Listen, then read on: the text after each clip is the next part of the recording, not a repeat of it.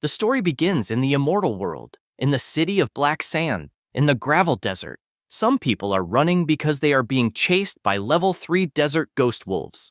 They run desperately asking for help. The group consists of a level 3 mage, a level 3 cleric, and a level 3 warrior. The blonde girl says they were very unlucky because they only wanted to hunt a level 1 sand scorpion and ran into a pack of level 3 ghost wolves, so she asks what they will do. The leader points forward and says to run to the trees since desert ghost wolves cannot climb, and if they manage to climb, they will have a chance to survive. She says this, but is frustrated inside because she knows wolves are cruel by nature, and when they choose a target, they do not give up until they finish it. To make things worse, she is worried because they are all injured from a fight they had earlier, and the only 2 black metal equipment pieces are broken. Suddenly, the mage falls to the ground, and they all look back frightened because the whole pack is attacking the girl on the ground. She looks back and freezes with fear because there is nothing she can do. At that moment, the wolf is struck by an attack and falls, finished on the ground by a sword. She watches the lifeless monster's body until someone appears, passes by the body, and stands in front of them. Xiaohei is surprised, wondering if that person saved her. Then she decides to check the person's level and realizes it is level 1 and is surprised, meaning the boy is a novice. The MC removes his hood and faces the monsters, saying that level 3 monsters are not that strong. Immediately, the wolves charge and he draws his sword once again and goes to meet the monsters. The wolves jump to attack, but in the blink of an eye, all are sliced by several attacks from the MC. The 3 are surprised to see a boy in front of them defeating all the monsters with ease. The warrior is impressed to see someone finishing 4 desert ghost wolves using only a beginner's sword. At that moment, Xiaohei points forward and shouts that they are facing an even larger pack. They don't understand how this is possible or where so many wolves came from, and speculate that the monsters smelled the bodies of their fallen companions on the ground. The group leader shouts for the MC to run, because that is a horde capable of massacring an entire novice village, and emphasizes she is serious since the monsters will tear him apart. He smiles and asks if she is serious. Then he opens his system, and a notification asks if he would like to summon skeleton warriors. He confirms and throws all his summoning cards forward, which, upon hitting the ground, create a huge magic circle. At the same moment, a hand starts coming out of the ground, and several level 3 skeleton warriors appear in the battle.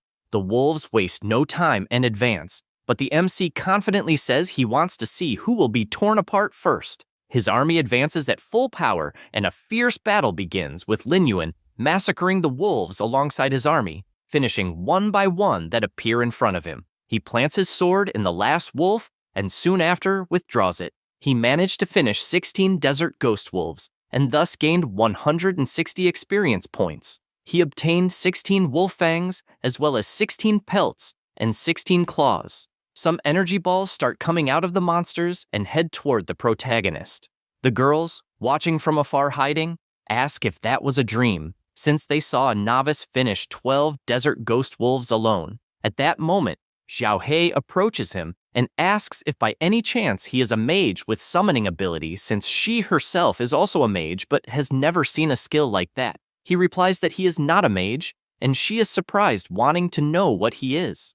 The MC just smiles and stays silent because he has a forbidden class of rank SS. Currently, he is at level 2, and his class is Necromancer, a variant of Necromancer. His talent is Dark Summoner of the Gate of Hell. He has 5 strength, 25 physical, and 30 mental. His name is Lin Yuan from the Blue Planet, and he is a reincarnated. 3 years earlier, scientists detected the emergence of a giant and mysterious planet near the Blue Earth, which became known as the Magic Planet. 3 months after that, an unknown company launched a virtual reality game called Immortal World, which shocked the entire world. By using the virtual reality glasses developed for the game, people chose a class and, when leveling up, gained powers to face monsters inside the game. At first, everyone thought it was just a game, until some players began to awaken the same powers in the real world, and they became known as the Awakened. It was from that moment that a cult called Worshippers of the Evil Stellar God arose.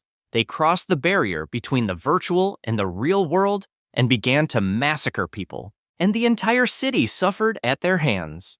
MC's parents died in this tragedy. Humanity united all the forces on the planet and fought with everything, but in the end, they were defeated by these awakened, as was Linyuan, who also lost his life in the final battle. It was at that moment that MC woke up startled at the exact moment he logged into the game Immortal World for the first time. But unlike before, the system granted him a forbidden SSS rank class called Necromancer, a variant of Necromancer. In addition, he also gained 2 SSS rank talents, Shadow Summon and Gate of Hell. At that moment, he could only think that he would get strong as fast as possible to protect his family and save Blue Earth. Back in reality, he was near a wolf, and with his outstretched hand, began to emanate a dark power. The same happened to all the corpses of the desert ghost wolves. The system asked if he wanted to use Shadow Summon on the wolf bodies. He answered yes, and immediately the monsters awakened, already possessed by his ability. He reflected that his class has a unique characteristic that,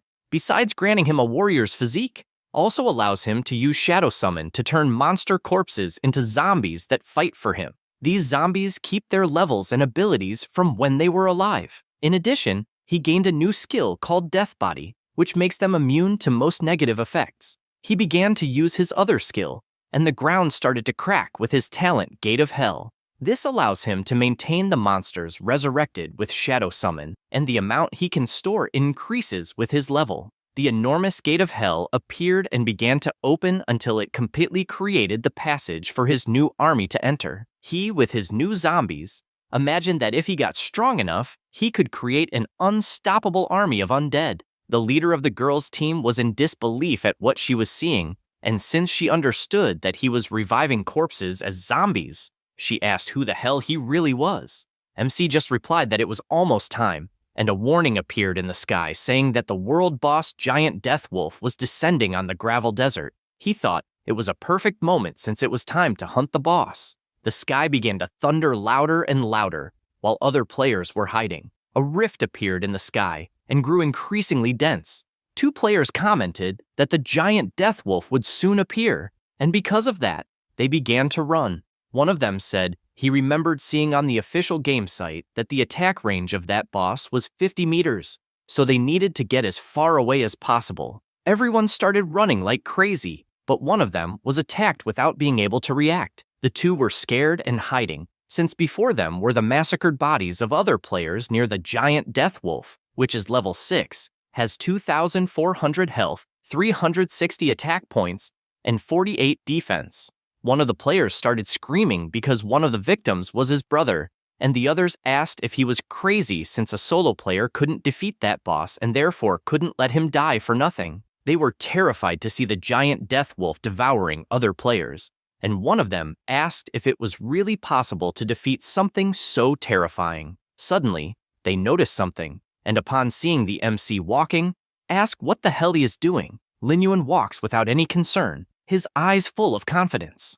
The players notice the sword and ask if he is also a rookie. His friend replies yes, and further emphasizes that the giant death wolf is a level 6 lord boss, and that without support, even all of them together wouldn't handle it. In the immortal world, monsters are classified from weakest to strongest as normal, elite, leader, lord, king, monarch, and god. Among them, a lord-class monster, even if a level 1 boss, is still a great threat to rookies.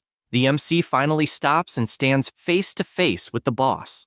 The players try to get his attention, asking if he is crazy since if he continues like that, he will die. After all, in front of him is a colossal level 6 wolf. Linyuan says that seeing that boss again, he doesn't think it's a big deal. The monster starts drooling blood and immediately uses its skill, Giant Wolf Howl, firing a powerful laser that the MC dodges by jumping back. Once again, the boss advances using its death claw, and only then does the MC stop to think that last time that level 6 giant death wolf was enhanced with boss powers, had 3,400 health and a 510 attack. He also knew that for the desert explorers who were only level 3 at best, they would need a raid to have any chance.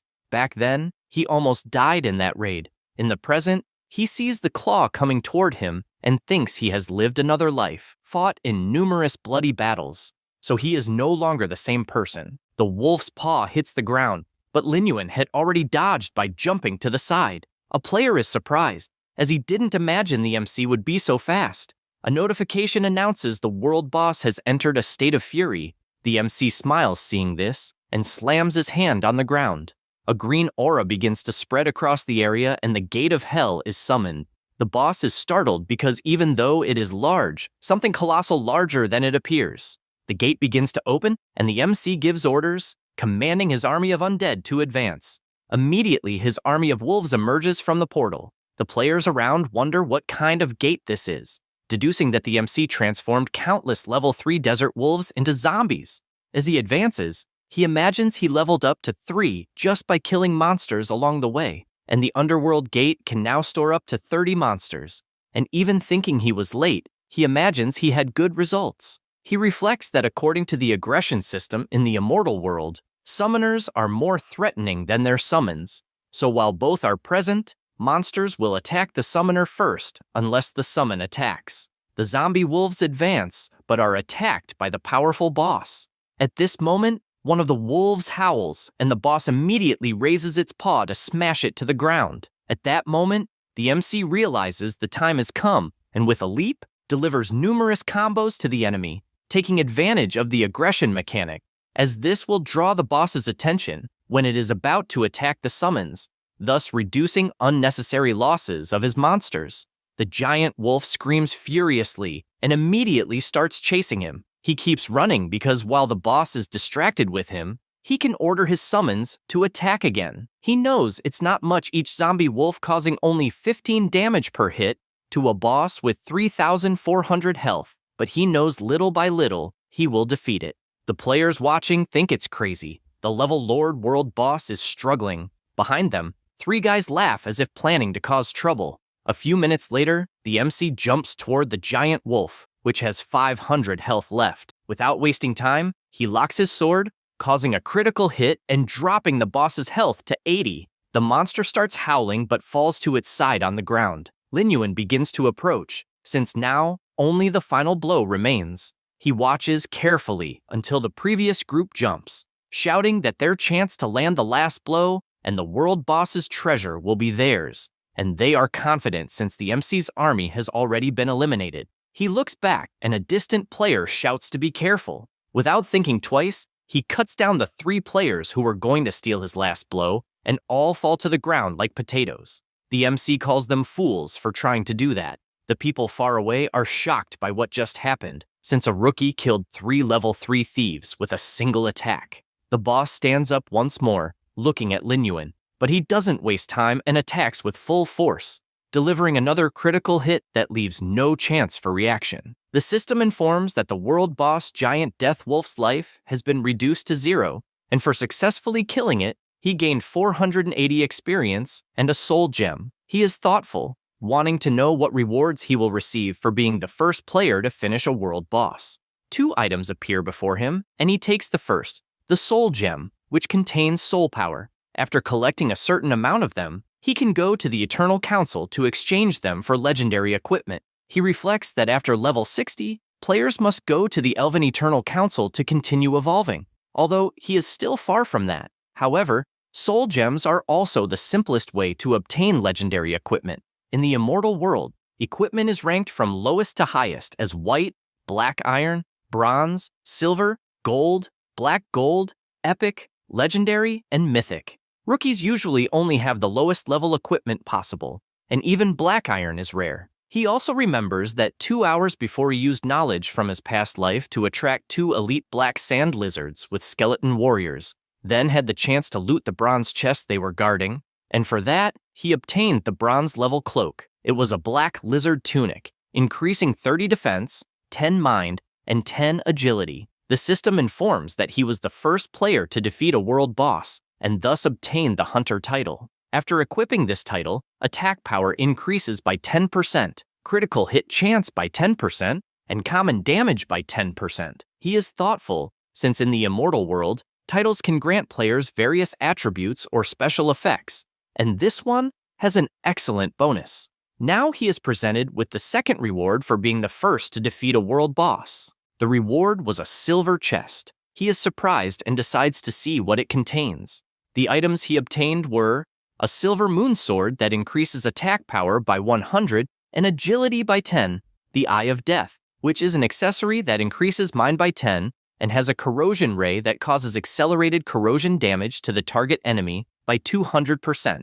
A recovery potion that immediately restores 20% of life and mana upon use. Next, a skill scroll level 1 that increases skill proficiency by 100 points after use. And finally, a monster essence that can be used to make potions or ingested directly, granting 10 more points in strength, physical, agility, and mind attributes after consumption. He sees all the items in his inventory and thinks it was a quality loot since he obtained several items at once, and it was definitely excellent to be the first to defeat a world boss. His experience is being calculated, and he finds it amazing that he jumped from level 3 to almost level 5, and since each level grants 5 free attribute points, he decided to put 3 points in mind and 2 in strength this time. He is currently at level 4 and has indeed evolved into a Necromancer. He has the same talents, but now has 10 points in strength, 10 in physical, 25 in agility, and 35 in mind. He thinks it's great as it is since after leveling up his stats are the highest in the entire Shattered Stone Desert.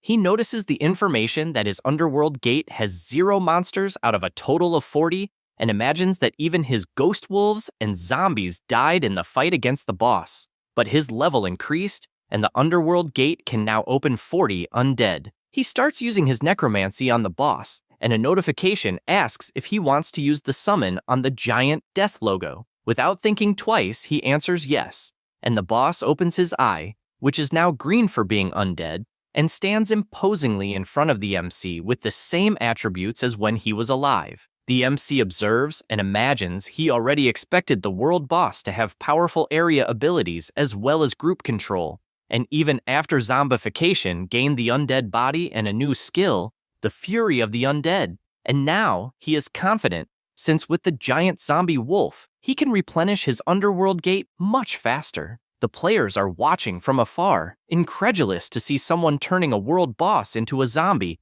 and also unsure what that gate is, as it is more frightening than the world boss itself. At that moment, Lin Yuan looks back and immediately all players hide in fear. Only then does he realize people are still nearby. Furthermore, he sees a tier black iron sword dropped and realizes it was for having defeated the thieves, including a great one for low-level players, although he himself already has the Moonlight Blade. So he picks up the sword from the ground and starts heading toward the other players who quickly get scared of being killed right there. After approaching, the MC goes to a guy and asks if he was the one who shouted during the fight warning to be careful. However, the guy keeps trembling and starts stammering, but Lin Yuan just gives him the sword as a gift, leaving him surprised. Then he leaves thanking him for acting that way. Everyone runs to the player unable to believe he got such a strong sword without doing anything, since a tier black iron weapon is worth tens of thousands of yuans.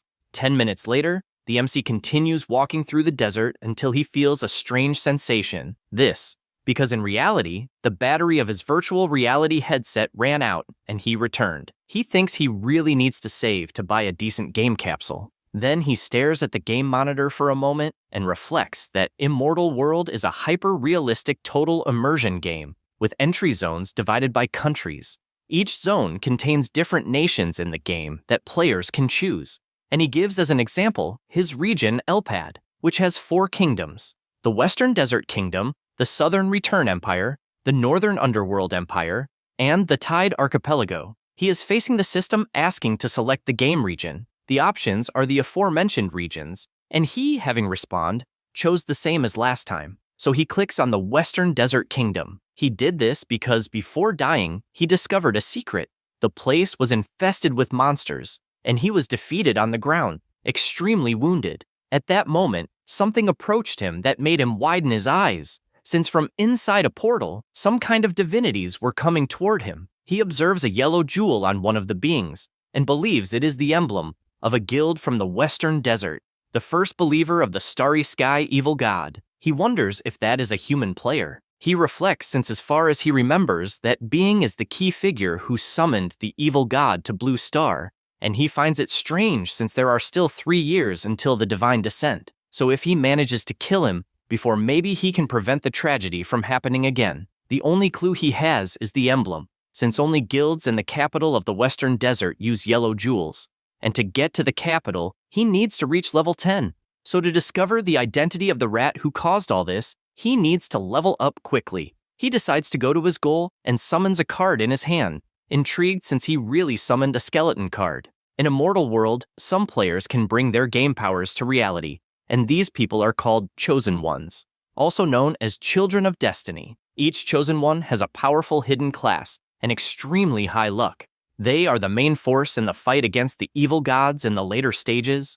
The MC reflects that in his past life, he did not gain his powers from the game in real life until the catastrophe happened. But in that reality that is happening early, he has already gained quite a lot since he believes the forbidden Necromancer class is truly special, but does not know exactly the difference between him and the Chosen Ones with hidden classes. He then looks to the side and goes to the clock to see what time it is. Sometime later, two people are at the table and the MC arrives with delicious food, asking them to eat. The girl says that Linyuan worked very hard, and so she asks them not to go without eating. He observes the two, thinking that people realize the value of something after losing it and only then try to make up for it somehow. In his past life, he only spent his time playing games, and people only knew how to say that he was obsessed with those games, and that he would ruin his own life. It was only after the disaster took everything that he finally regretted how ignorant he was.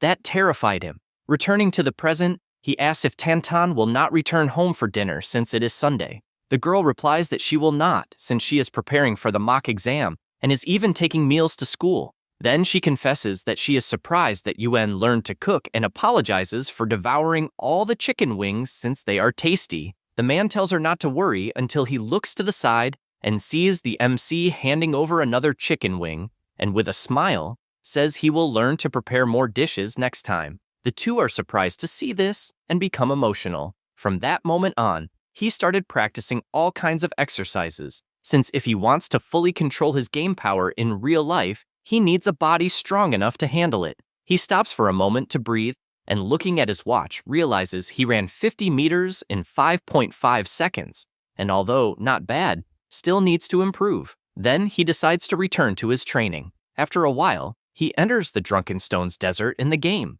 A shadow begins to pass by him, and looking to the side, he notices several giant birds in their direction. This is the level 2 Howling Bird. It has 40 health, 20 attack power, and 2 defense. Because they are so weak, the MC easily takes care of all of them. He regrets having dropped only 15 experience, but keeps watching since those monsters have another use. Sometime later, his new zombie birds begin to fly over the place until a huge pack of wolves appears.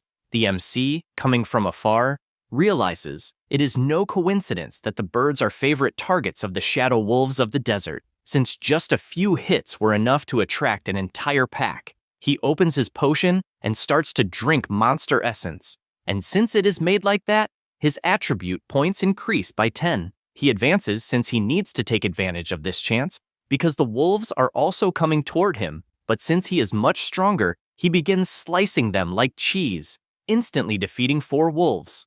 The monsters keep attacking, but he continues killing one by one, already having defeated 10 monsters without being touched. He notices more and more monsters arriving until he is finally completely surrounded by dozens of them. He grips his sword firmly, since he found the timing perfect, and instantly starts slicing them one by one, defeating 20 wolves and then 30. After managing to kill 40 of these wolves, the system congratulates him for reaching level 5. He forms his new army of zombie wolves and sends them to the Gate of Hell, since he managed to fully supply the gate with just 2 battles. He is now at level 5 with 50 monsters inside the gate, in addition to having 22 strength, 20 defense, 45 agility, and 48 mind. He thinks that with the essence bonus in all 4 main attributes, he might be able to face elite monsters of the same level alone. So looking at the horizon, he thinks it is finally time to find a certain person. Meanwhile, in the Black Sand City, the MC is walking calmly until he reaches a door and enters the establishment. A man who is in the house asks who it is. This is Quincy, magic instructor from the city Black Sand. Linyuan says he is here to learn new skills. In the immortal world, most skills are obtained by defeating monsters or opening treasure chests. But besides that, each class has an initial instructor who teaches basic skills. The MC says that this guy was his mentor in his past life. Quincy says he is happy since apparently he will earn money for drinks in the coming weeks. Linyuan reflects that he was a mage in his past life, and since he is currently a necromancer, which is even a forbidden class, he doesn't understand well how it works, but believes that by the battle style, it is still a magic class. He hands over his money saying he wants to learn Soul Flame, Healing, and Invisibility. He knows that before unlocking the Necromancer's exclusive skills, he must learn the basic mage spells. Quincy accepts the money, since that is what he likes most, and after checking everything is right, he starts using his magic, asking his new apprentice to give his best, also wishing that the glory of mages shines through him. Immediately, the skills are transferred to the MC. The system congratulates him for obtaining the mage profession skill 3 times. He also obtained Soulfire, which causes mage damage multiplied by 100%, costs 10 mana, and has a cooldown of 10 seconds. The second skill was Healing, which casts healing on a target recovering 10% of health. It costs 10 mana and has 3 minutes of cooldown. Finally, Invisibility, which makes him enter stealth mode for 5 seconds, costs 10 mana and has 3 minutes of cooldown. He watches the new skills he has, since the flame will be his ranged attack, and the healing will keep him alive as well as his allies. And basically, invisibility will be for emergencies. However, he knows these are just basic skills, and if he wants to get stronger, he will have to go after resources. Because of this, he decides it is time to farm. After that, to the east of Black Sand City in the Black Sand Mountains, he arrives at the Kobold Mine. The MC already knows kobolds are level 5 monsters living in nearby caves and have the ability to detect enemies in the dark. This type of monster is treacherous and lives in large groups, usually more than 100 per tribe. He concludes they are the ideal target to train his undead army. To start his attack, he drinks his night vision potion, which grants the player a vision radius of 3 meters in dark environments and lasts 30 minutes. He also summons the Gate of Hell to call his undead wolves, and since he knows he can gain levels besides it being a great chance to improve Soul Flame and Invisibility, and if lucky find treasure chests as well, Linyuan starts entering the cave with his army and they go deeper, and after walking for 15 minutes he finally senses something. In the dark, he notices something moving, and for that, he throws the torch he was carrying in his hand, which lights up the dark place showing monsters nearby. The kobolds immediately open their eyes and charge the attack now that they are disturbed. The torch falls to the ground, and all undead wolves charge the attack as well as the MC, who orders to kill everyone, leaving no one escaping. The monsters advance fiercely, but at the start, 2 are taken down. The battle continues, and more kobolds are defeated. The MC realizes the monsters are not very strong, and only tells his army to be careful with their shovels. At that moment, several monsters surround him, and he takes the chance to use his invisibility, making his enemy miss the hit without even knowing how. Then he appears behind them, and with a single blow kills all monsters around him, finishing by killing 20 kobolds. After finishing his kills, he notices that his invisibility proficiency increased. But even happy with that, he does not like one thing since those monsters are very weak, so farming on them is slow. Now his army also consists of a level 5 kobold zombie miners. He ordered everyone to advance, since they are the new substitutes for the zombie wolves, and commands them to find the boss of that dungeon quickly. They start walking until they reach a place with several paths. He watches for a moment until he hears some noises coming from a certain direction, which excites him. With the attack of his flames, he defeats several mud slimes that were hiding. Suddenly, another monster appears out of the darkness, and without thinking twice, he appears on the battlefield. This is the elite kobold supervisor. He is level 6, and his main skills are digging and whip. The MC reflects that since the beginning of time, the law of nature has never changed because the strong always hunt the weak. However, even predators are part of the food chain and sometimes become prey. In short, danger lurks in every shadow, and no one is safe no matter how strong he is. No sooner does he think this than he receives a blow from the supervisor that raises dust throughout the cave. He knows that even at a disadvantage, prey can silently appear and attack the hunter, and he sees exactly that situation. So, raising his arm, he grabs the whip coming toward him, and holding it tightly, pulls the monster as if it were a pebble and throws it far away, sliding across the ground until it finally repositions itself. However, he barely has time to look forward, and the MC slashes through its body, thus securing a kill on the kobold supervisor. The monster is sliced into pieces until it finally falls to the ground. He looks back and realizes that a surreal number of monsters is approaching. The system warns that the supervisor has activated the whip skill, which causes the mine workers to enter a bloodthirsty state. This state increases attack speed by 40% and movement speed by 25% for 60 seconds. Lin Yuan starts counting and notices that in front of him there are 50 monsters, but he thinks the army on both sides is more than evenly matched. Because of this, he summons his entire army, including the giant wolf that was a world boss. He says the game is finally going to start and orders the hunt to begin. The battle between the zombie wolves and the kobold begins, and the massacre happens on both sides.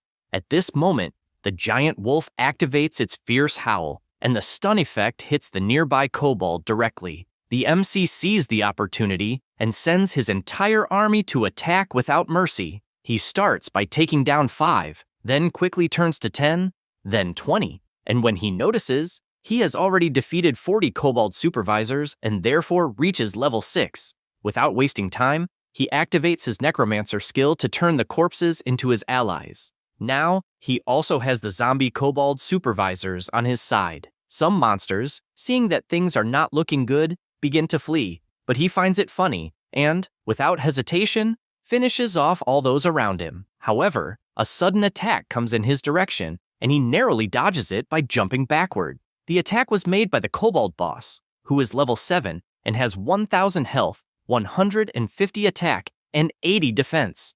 The MC says he has been waiting for this moment. The fight begins with the boss delivering a powerful blow with his hammer, the force of which was so great that it got embedded in the wall. He notices that the opponent can't pull it out, so he advances. Knowing this is his chance, he strikes his first attack, which only grazes the armor, and is forced to retreat because, as expected, it wasn't enough to even make a scratch. The boss finally manages to pull out his weapon, and the MC is startled by how fast it was. Immediately, he strikes the ground, and due to the impact, Lin Yuan is sent flying backward until he finally manages to stop with his feet. He reflects that, as expected, the attack patterns of a boss are not as simple as those of elite monsters, and even realizes that the strength is 2 or 3 times greater than that of an elite. He activates his magic since he intends to attack from a distance to maintain good performance. All the zombies enter the battle surrounding the boss. The giant zombie wolf makes its first charge, but the boss counterattacks using his skills. The MC keeps up the pressure and commands all his wolves to attack at once. After managing to apply pressure, the group skill Wrath of the Undead is activated, increasing attack power by 10% and critical hit chance by 20%. With that, their attacks become more powerful to the point that the kobold boss feels it and even screams in pain from the continuous damage he's receiving. After taking some damage, the MC activates his fire spirit magic and launches several of them at once, completely blowing up the area where the boss was, since he remembered that the boss's magic resistance is very low. The monster, though injured, charges forward without thinking twice, but he activates his invisibility skill and appears behind the monster, stating that he will no longer hold back. Then he aims right at the neck, since it's unarmored flesh, and drives his sword in with all his strength, trying to push it deeper and deeper. The boss, even while strongly feeling the attack, manages to counterattack, forcing the MC to retreat. However, he doesn't waste time, and, after snapping his fingers, he holds firmly onto the giant wolf and begins moving on its back while all the others attack at the same time. As the battle progresses,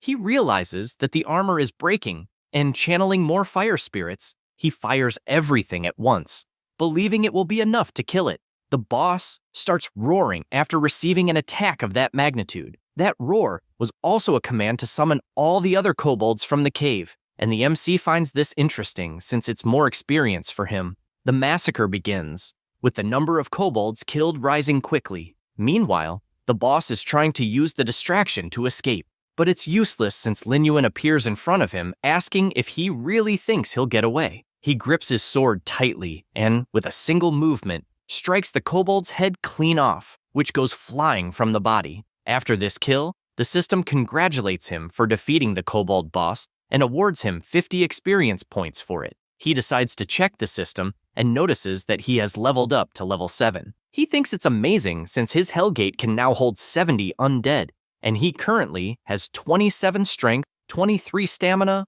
45 agility, and 50 spiritual power. He is aware that he is getting closer to reaching level 10 and finally being able to go to the main city of the Western Desert. He decides to check his stealth technique and the spirit flame, as their mastery has been completed and both have leveled up to level 2. Now, the stealth technique lasts for 10 seconds, and the spirit flame deals magic damage to the target equal to 200% of the damage. While reviewing this information, something catches his attention as a treasure chest dropped from the boss. He decides to check what it is and opens the chest. He obtained a kobold leather pouch, an inextinguishable torch, a skull mask, the shadow gloves, and, in addition, opened the kobold leather pouch which had 20 gold coins. He grabs all the gold in his hand, knowing that soon, major banks around the world will open currency exchange channels between the real world and the game world, and those 20 gold coins are worth 200,000 yuan in real currency,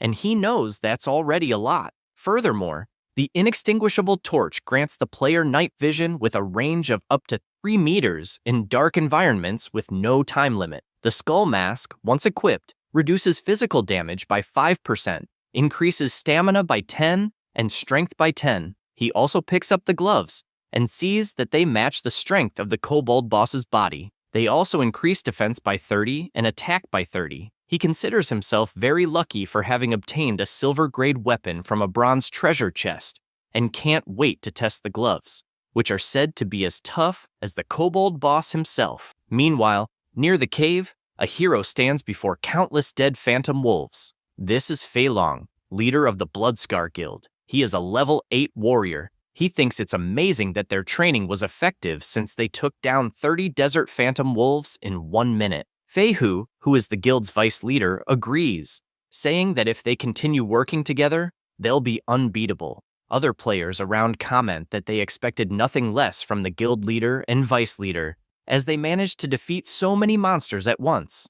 The blonde guy says he's furious since they lost the first world boss kill to Lin Yuan, and emphasizes that no other guild would dare act arrogantly in front of them. He remembers when the world system announced that the player, Lin Yuan, had defeated the giant wolf. Fei Hu says he doesn't know if it was luck or what it was, but he's eager to teach the MC a lesson. The leader makes it clear that they can't act rashly as it would end badly, and says he believes Lin Yuan's strength is considerable and therefore thinks it's smarter to make that person an ally instead of an enemy. Then, he starts walking again, saying that as far as he knows, there's a kobold dungeon nearby and will confirm the location while everyone rests to recover energy. Fei Hu remains silent since he's frustrated with everything that happened, and so he yells for Lin Yuan to wait for him, warning that one day he will rip out all his teeth and his head, showing that he is relentless. A blushing member of the guild asks the vice leader not to be angry since something very beautiful is in front of them. He doesn't understand what he's talking about and turns to see what it is, coming face to face with a beautiful woman. Everyone gets excited since they found someone alone. The MC finally leaves the cave, and after analyzing the information about his new kobold, he realizes that with the addition of a powerful boss-level zombie, the number of zombie beasts at the gate of the underworld was restored to 70, and it will be interesting to maintain this pace. Suddenly, a noise catches his attention, and he sees the gorgeous woman asking the bandits not to approach her, since otherwise, she won't be polite. Fei Hu and his guild get closer and closer. They can only imagine it's their lucky day since they didn't expect to find such a pretty girl. Fei Hu asks her not to be nervous since it's just to play with them because it's more interesting to enjoy than to suffer. His colleague agrees, reinforcing that if she serves the vice leader of the guild well, she will receive many rewards. She keeps asking them not to come any closer, and because of that, the blonde guy kicks her in the head. Then he grabs her hair and tells her to stop being naive since there's nothing she can do, and even provokes her to try to attack. He makes a creepy face and gets more and more excited as she resists, and because of that, he starts tearing her clothes. At that very moment, he takes a punch to the face that throws him to the other side of the desert due to how powerful it was. Everyone in the guild is in shock since that was the vice leader, and the impact against the wall was so strong that a dense dust cloud rose with the impact while his body is shattered against the huge rock. The MC who had thrown the punch just thinks it wasn't bad at all, even though it was softer than he expected. A guild member runs off since he needs to find a way to notify the guildmaster. At the same time, the others ask who the boy is, also making it clear that he offended the Bloodscar Guild and therefore will die. Lin Yuan looks straight ahead and realizes that it's the emblem of the Bloodscar Guild, the #1 in the novice village of Black Sand City during the early days in the immortal world. Most of its members are red-named players who commit all kinds of evil, and all of them represent danger to other players. These red-named people are those who, due to malicious acts, such as attacks, thefts, and robberies, are dangerous players judged by the system as having sin points of 10 or more. And although the evil god has not invaded yet, dead players don't cause real-life death. However, they lose equipment and levels which will cause major problems for players in the future. Knowing all this, he asks if those guys really are from Bloodscar.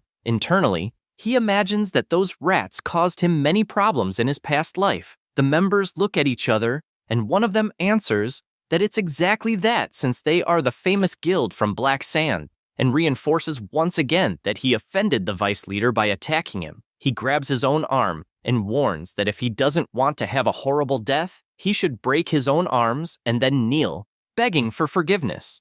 The MC, without much patience, attacks with everything and cuts off the arms of the two players who start to panic on the ground. He says he will keep the arms of the defeated since they should save their barking for the road to hell. The woman who was witnessing everything can't believe how strong the MC is.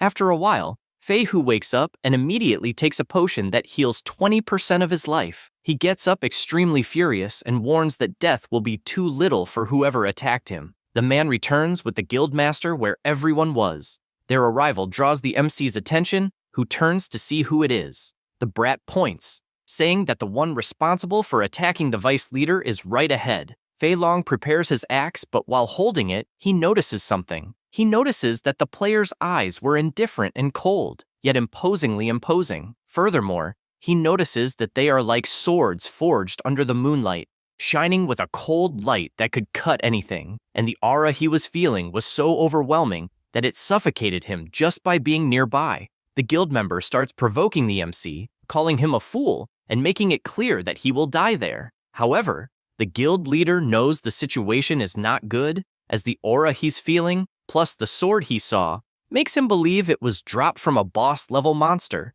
and because of that, he firmly believes the player in front of him is Lin Yuan. He gets internally irritated, as out of all the people they could have provoked, they went and did it with the strongest one possible. The MC asks if the one there is the guild leader. He just holds his axe since there's nothing else he can do and believes the battle is inevitable.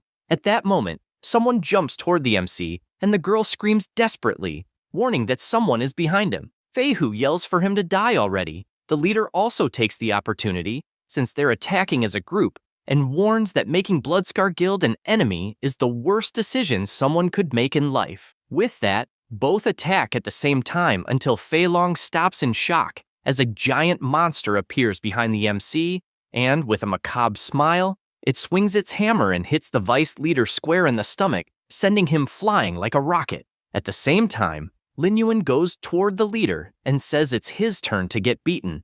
Then, with a single move, he cuts the guy in half, who falls to the ground like sliced potatoes. He states that even though they're the #1 guild, they're not even qualified to make him fight seriously. At that moment, the system alerts that he eliminated a human player, and because of that, his sin value increased by 2 points. He sees the alert and thinks that as long as he doesn't accumulate too many points within a week, they'll disappear automatically, so it's fine. The woman says the rest of the group fled and asks if they should follow them. He replies that they're just losers, so there's no need to worry. At that moment, the defeated players start to disappear and their items are dropped. First, the explosive battle axe. Its effect is that upon hitting a target, it triggers a powerful explosion, dealing area damage to the target and nearby enemies, as well as increasing attack by 40 and strength by 30. Next, the cross-dragon fang blade dropped. Its effect is that upon hitting a target, it releases flames. The flames cling to the target, causing continuous damage. It also increases agility by 30 and attack by 40. Lastly, the spiky attack drop, which increases attack by 15 and agility by 20. He reflects that the stats of the dropped weapons are very good, and even though he can't use them, he always has the option of selling them for a good price. At that moment, the woman approaches, blushing, and thanks him for saving her and asks for his name. He pauses to think about it and replies that one day she will see his name at the top of the global ranking. She is surprised since he's referring to the top 10 players in the world, and because of that, she runs after him, saying she doesn't care about rankings and all she wants is for him to carry her. After that, the MC continues walking through the desert until a monster appears behind him and several level 6 Thunder Lament Scorpions jump toward him. He positions himself and begins slicing each one that tries to get close, but with his colossal power, he takes care of them all very easily. He defeated a total of 60 Thunder Scorpions, and because of that, his level increased to 8. He realizes that reaching this level was quite easy, and although it was hard to collect the paralyzing herb, he believes the reward was at least unexpected. 2 days before, he had met someone. The monocle indicates that he was waiting for him. Because of that, a quest from the alchemist Emor was detected. The name of the quest is Imor's Will, and it is necessary to go to the Lamenting Desert to collect 10 paralysis herbs and deliver them to Emor. The time limit is 1 day, and this plant has thunder properties that grow in the desert. Lin Yuan stops to think that after a while a special dungeon will open in the main city, and the dungeon in question is full of monsters with the thunder attribute, and to clear it, extremely high thunder resistance will be necessary. Because of this, the powerful potion that grants electric resistance will be in high demand and could be worth tens of thousands of gold coins. And he also remembers that someone in his past life made a huge profit from it. Also, after completing the mission to collect the paralyzing grass, it will be possible to obtain a recipe for the electric resistance potion. He looks at Emor since he is aware that it is his first day in the Black Sand, and, after completing that mission, the NPC will enter permanent seclusion. In other words, that is the only way for a player to obtain the recipe and the only possible chance. And because of this, he accepts the mission. Back in the present, the MC continues defeating all the monsters that appear. He knows that the Thunder Wailing Scorpion is a level 6 Thunder Beast guarding the paralyzing grass. And at his current level, that guy does not pose any threat. He goes to the grass and decides to make the most of the opportunity to maximize his proficiency in the gathering skill he recently learned. Gathering is at level 2, and because of this increases gathering speed with a 5% chance to collect rare quality herbs. It consumes 1 spirit point and has a 3-second cooldown. After some time gathering, he feels a strange tremor growing stronger. Suddenly, something emerges from the sand and almost hits the MC, who stepped back at the last second. He is startled looking ahead as multiple danger alerts are triggered in his system. He is facing the Crystal Demonic Thunder Scorpion, which is level 10, has 2,800 GP, 400 attack, and 55 defense. He smiles, finding it interesting for something like that to appear out of nowhere, and charges himself knowing it will be quite difficult due to the level difference. His first attack hits the monster's powerful armor directly, but is not enough to cause significant damage. He stands atop the monster until the scorpion begins activating its lightning ability, and the MC starts feeling intense pain since he cannot withdraw his embedded sword. However, he realizes he is about to be stung by the scorpion and jumps at the last second, retreating as far as possible to avoid another hit. He notices that the strength of that scorpion is greater than expected and prepares himself as it comes at him full force. Because of this, he activates his Hellgate skill, and all his zombie monsters appear to join the battle. His Kobold Chief lands the first hit, and the MC is displeased for not having triggered the double critical hit.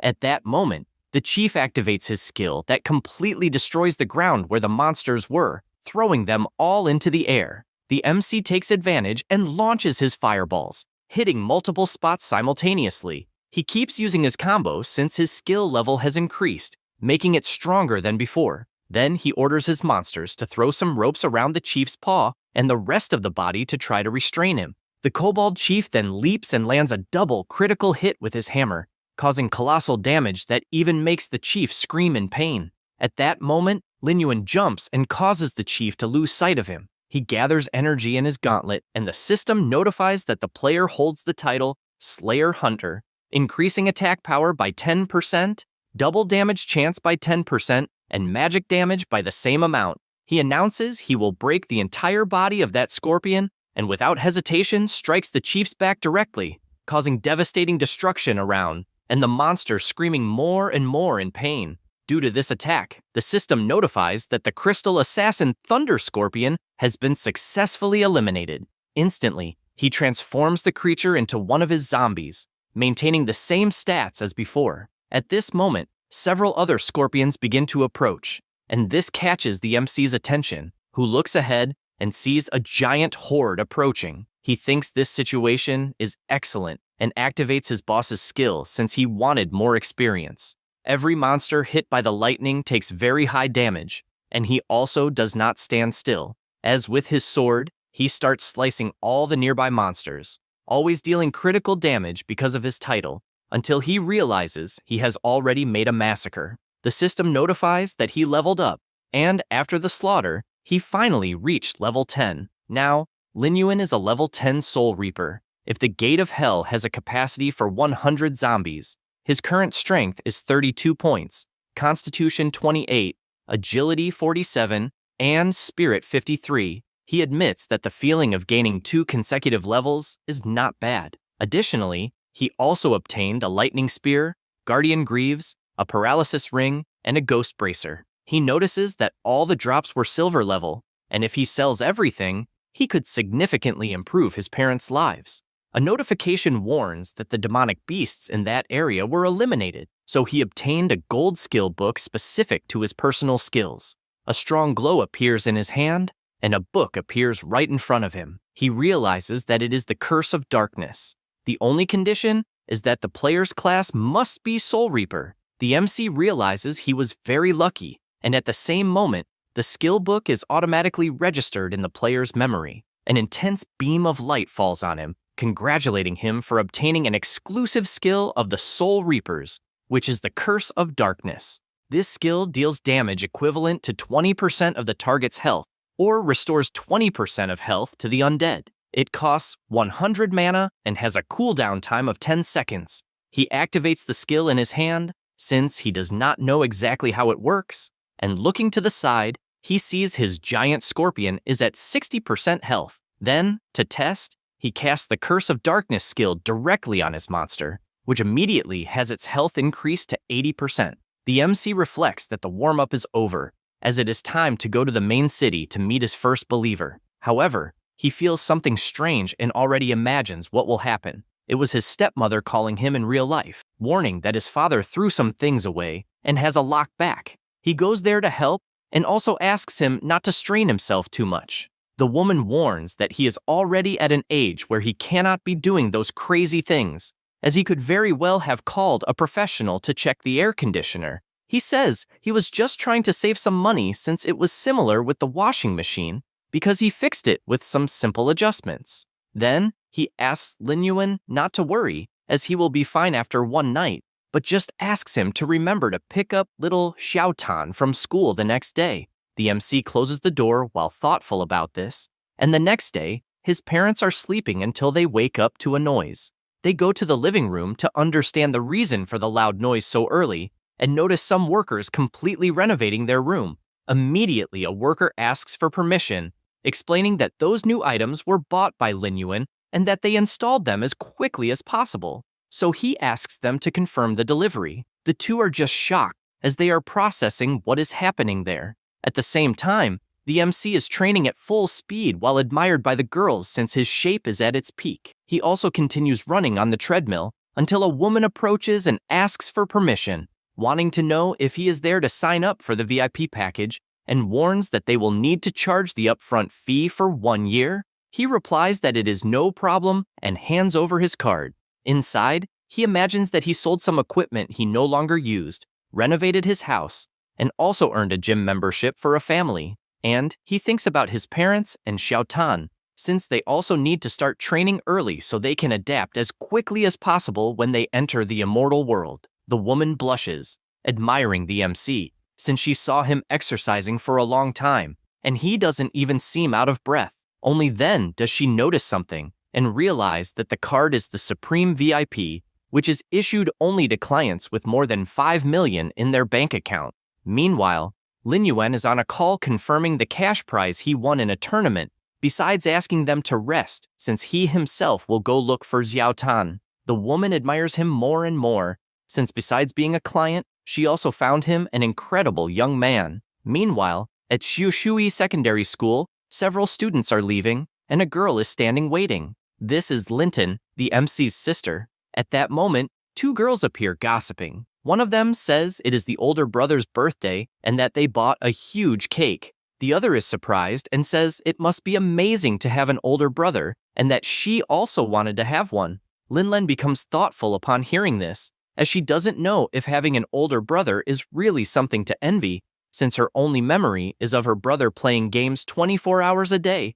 and for that reason, she thinks she doesn't want an older brother. At that moment, a person approaches her, and she realizes it is a group of men. One of them invites her to go out with them and stresses that he never received a no. She asks what they think they are doing. The girls approach and ask who the boys are. One of them touches Linton and says she has soft skin and wants to see if he can draw some water from her. However, she slaps him, asking him not to touch her. Then she starts to leave, making it clear that if he bothers her again, she will call the police. He becomes furious and slaps her on the back, throwing her to the ground. The other girls are frightened to see the class representative in that state. Then he advances once more, shouting that he is doing her a favor by touching her, and so she should not act like she is powerful. All she does is try to defend herself until someone appears and grabs the guy's arm. Linton opens her eyes and sees that it is Lin Yuan who has arrived. The MC asks who the guy thinks he is to intimidate his sister like that.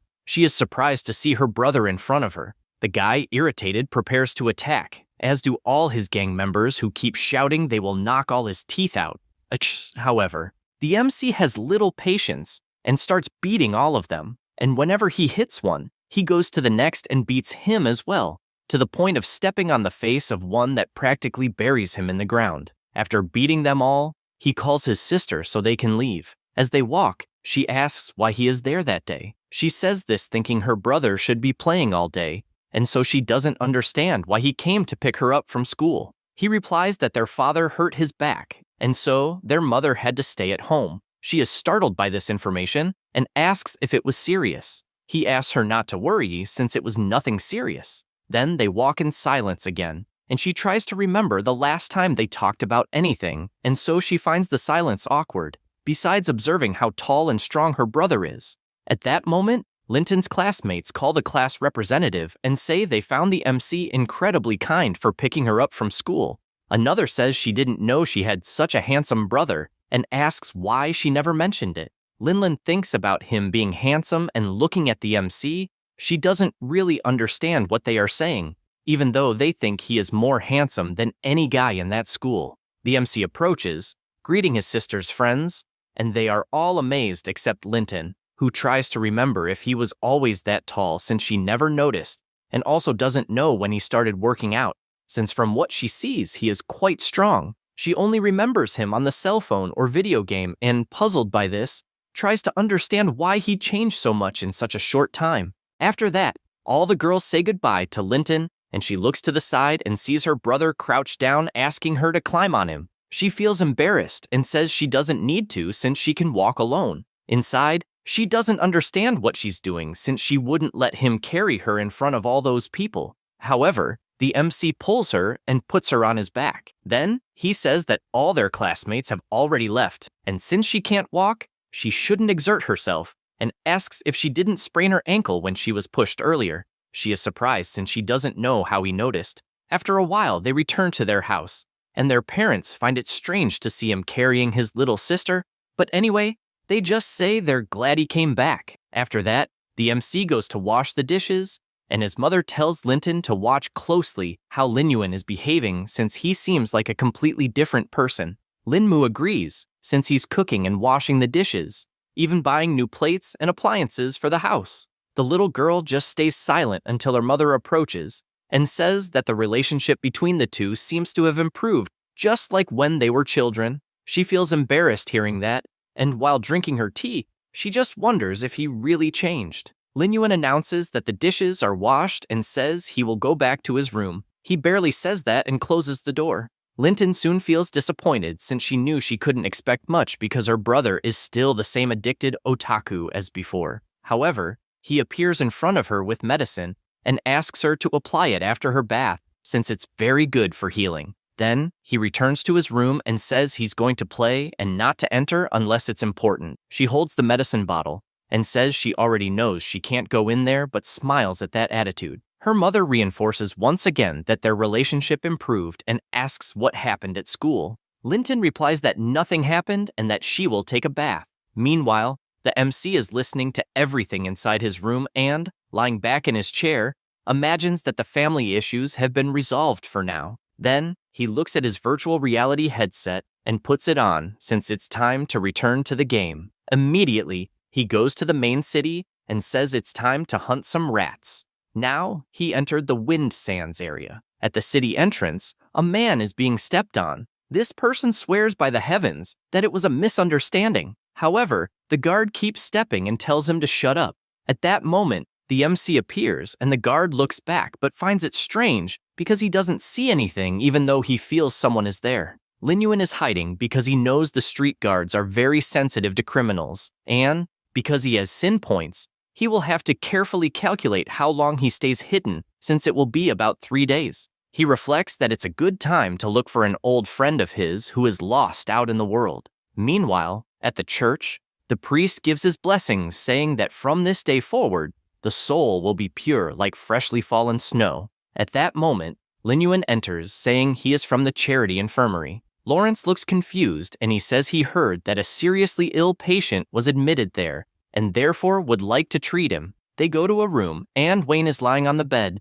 The MC knows that he is an old, stronger member of the Knights Order from the Old Kingdom. Then he remembers that in his past life, when he had just reached level 15, he obtained a gold-level weapon through him. That is why he is there personally saying he will treat all the wounds inside the body. Wayne looks at the MC and realizes he is a level 10 player. He stands up asking how a level 10 mage wants to do anything since the street guards are a higher level than him. However, he returns to bed because he is coughing up a lot of blood. The MC sees this and warns that the poison has already begun to corrode the internal organs, which will only get worse if he doesn't accept the treatment, and makes it clear he will not live more than a month. Wayne warns that to heal him, he would need a kilo of fish oil with rotten gills, and if he is not afraid to die, he should try his luck in the Gobi mud. A notification arrives saying that Doug Wayne's quest mission has been triggered. It is necessary to obtain 1,000 grams of rotten gill fish fat to treat the poisons. He responds that he obviously accepts. At this moment, at the mission site, level 15 rotten gill fish are attacking other players. A swordsman asks everyone to advance and warns not to let the fish bite since they have sharp teeth. But the monster throws a mud ball that hits some players directly with unmatched power. After falling into the mud, the fish begin to surround him and activate their skills, going to devour all the players. The blonde boy starts to panic since that huge creature is in front of him and he cannot believe they will really be finished. At that moment, the MC appears, grabs his clothes and throws him back, telling him to stay out of the way. Then he charges his energy and launches it toward the fish, causing a devastating explosion on that bizarre face. Then, he returns to the ground still holding the swordsman, who looks confused about what is happening since he did not understand anything. The swordsman wonders if they are really safe until he looks to the side and sees the MC charging forward with everything without even saying a word. He charges his flame powers and starts shooting the entire swamp since it is full of rotten gillfish, which are exactly what he needs for his mission. The monsters do not back down and jump out of the mud trying to counterattack Linyuan. The blonde boy warns to be careful, but he dodges easily and even mocks them. wanting to know if that is all they have. Then he repositions, summons one of his axes,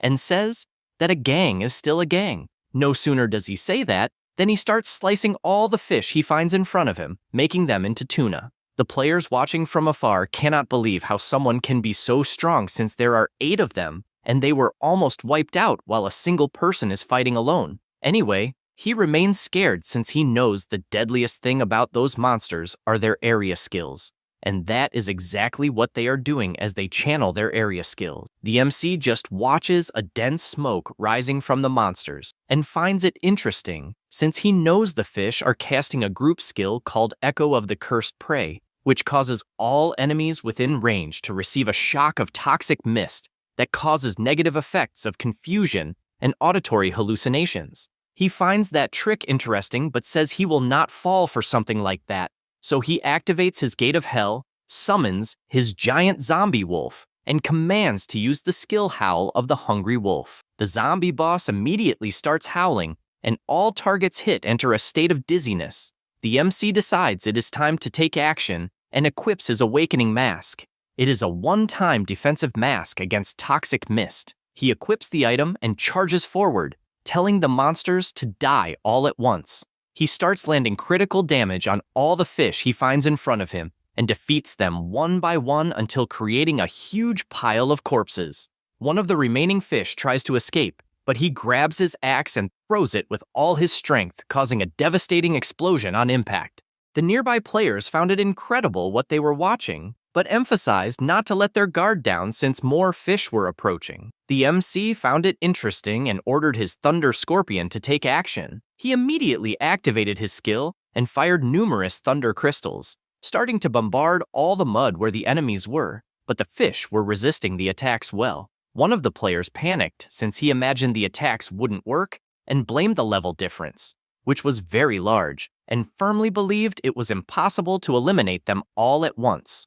At that moment, Lin Yuan jumped and approached the group, questioning who said the goal of those attacks was to kill the monsters. He then put on his hood, and everyone asked to wait a moment since they noticed the scorpion's attack direction seemed to target the female fish's belly, and they started to find it strange as the males began acting oddly and soon got scared as they started devouring each other. The MC knew that whenever female rotten horses die or lay eggs, they release a large amount of muscatone, and this causes the male fish to enter rage mode and start attacking anything within reach. He warned he would take advantage of this trait to let the monsters kill each other. Suddenly, a fish that was nearby charged toward the MC, and this time it was a giant fish. Everyone panicked since they didn't imagine there could be a female fish the size of a male. Lin Yuan found it the perfect moment and ordered his ghost wolves to advance. They all started biting the monster, and it quickly began losing strength even without losing its life. The MC was surprised since even after sending all his wolves, it wasn't possible to land a fatal blow,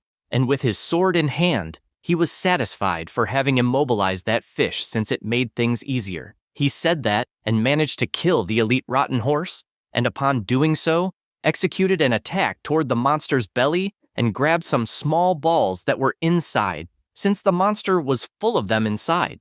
The players didn't understand what he was doing, and the MC simply ordered his chief wolf to carry the fish's head somewhere else.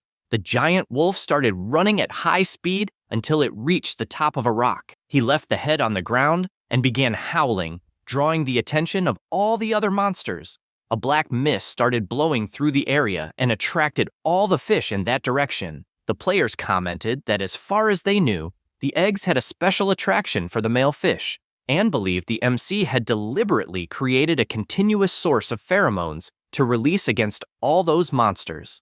Lin Yuan gathered energy once again, since it still wasn't enough, and summoned his Hellgate as he would need reinforcements. His zombies now entered the action and began attacking the already weakened fish. The players questioned if that was the blue venom sac inside the male fish. The MC replied that it was exactly that, since the blue venom sac that grows inside the fish is something like capsaicin, a poisonous gas, and the fishy smell it emits forced the others to sense the danger. The fish began to retreat since all the mud around them was soaked with the blue liquid. The swordsman celebrated since the other monsters fled thanks to that strategy. Lin Yuan jumped as now all that remained was to collect the spoils.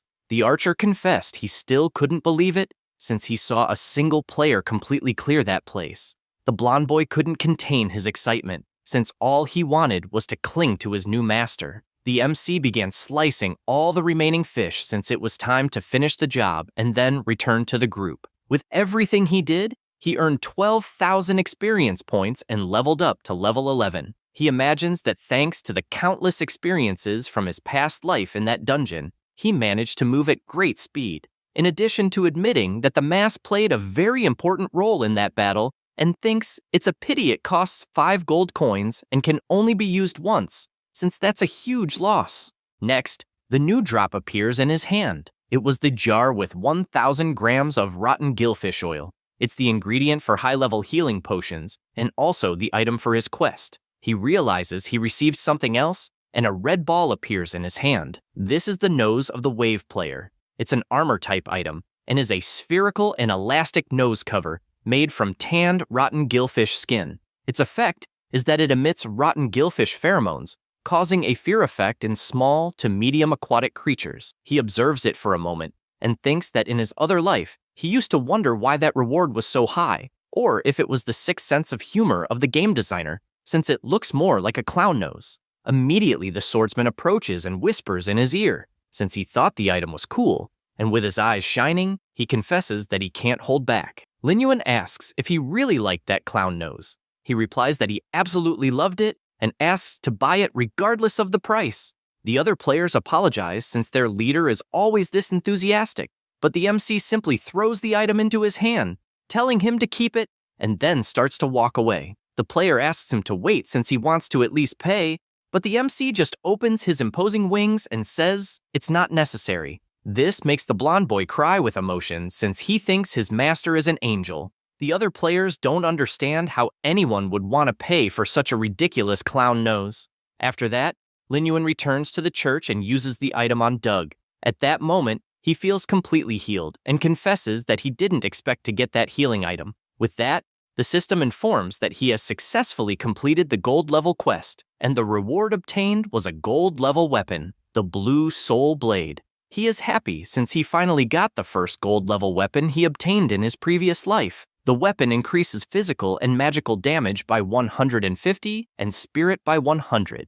It also has the Blue Soul Seal, which deals damage equal to 150% of the spirit to the target and has no cooldown, with only a mana cost of 10. The MC thinks those basic stats are decent, but finds the skill extremely efficient, especially the hidden effect, since each hit accumulates Blue Soul Chi in the enemy, and after 3 hits causes an additional 250% damage. He remembers that at the time it was the Blue Soul Blade that helped him cross the Western Desert until he became the #1 mage. He doesn't tire of admiring his new sword until a notification informs that he also received a reputation reward, increasing his reputation by 1,000 points in the main city, and reputation with the Manticore Knights increased by 500. He reflects that even though he reached a neutral standing like in his past life, that earned reputation is enough for activities within the main city. At this moment, he finds it strange because another notification is arriving. It was a notice stating that due to the excellence in completing the quest, he received a specific affinity reward with the NPC Doug. The affinity increased by 10 points. The MC looks at Doug and notices he's a bit different from the last time. The NPC immediately thanks him, saying that without that help, he would have died in that bed, and says he is obliged to give a warning since he received that help.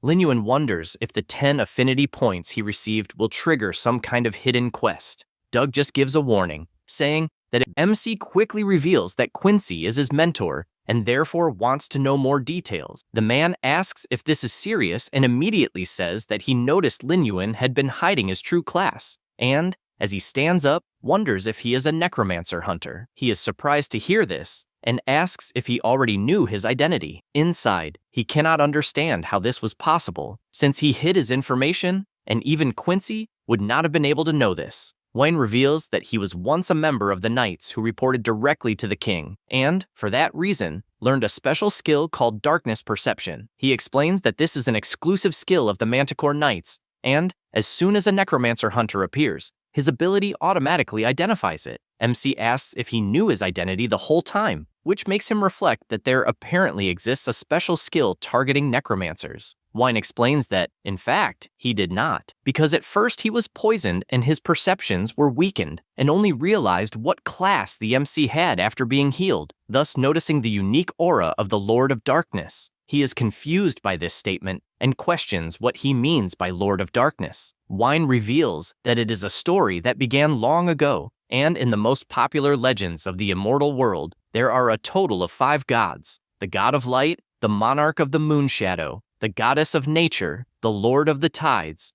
and the king of souls. However, he explains that at the beginning there was a 6th god who was the Lord of Darkness, also known as the king of the undead, being the most powerful being among the 6 gods. Because of this power, the Lord of Darkness did whatever he wished. He granted extremely powerful dark abilities to his followers, allowing them to change their class to Necromancer. Then, under the bloody rule of the Lord of Darkness, the Necromancers spread chaos and, besides the slaughter, also transformed the souls of the dead into zombies, causing significant disaster. Thus, the main kingdoms resisted the Lord of Darkness, and the temples originally built to worship him were destroyed, and all records about him were burned to ashes. Furthermore, the necromancers lived in hiding because if they were discovered, they would be killed immediately, and this class was listed as a forbidden class, passed down by everyone. He continues telling his story, saying that at the time he was poisoned by a necromancer in battle,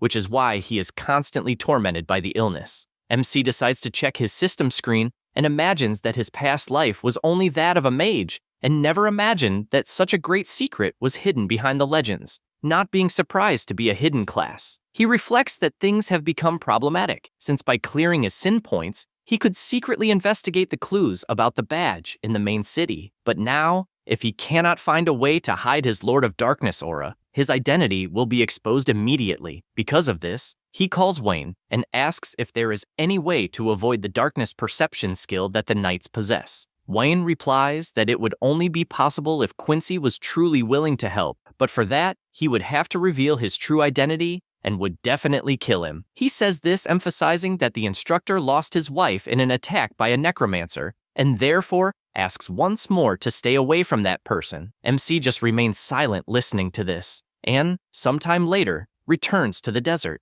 This is because 10 minutes earlier, Wayne tried to stop him, saying he was crazy to go after Quincy, since he is a person who wants to shred all necromancers. Lin Yuan turns and says he has no choice. He says this and imagines that if he maintains the dark aura he has, it will be a problem wherever he goes, and therefore needs to resolve it as quickly as possible. Suddenly, several attacks come toward him, and upon noticing this, he begins to dodge at high speed until repositioning himself. He observes several people approaching. It was Fei Long's guild, as well as Fei Hu, who had blood in his eyes, saying that the MC had defeated him last time but guaranteed it would be different since he was accompanied by more than 30 people. Then, with his sinister face, he said he wanted to hear the screams of despair loud and clear when the massacre began. A robotic mosquito hovered over the area, and with its camera-like eyes, it transmitted everything to all the people present. The vice leader couldn't stop laughing, also saying he would show the massacre on a big screen. The spectators appeared little by little. People were surprised,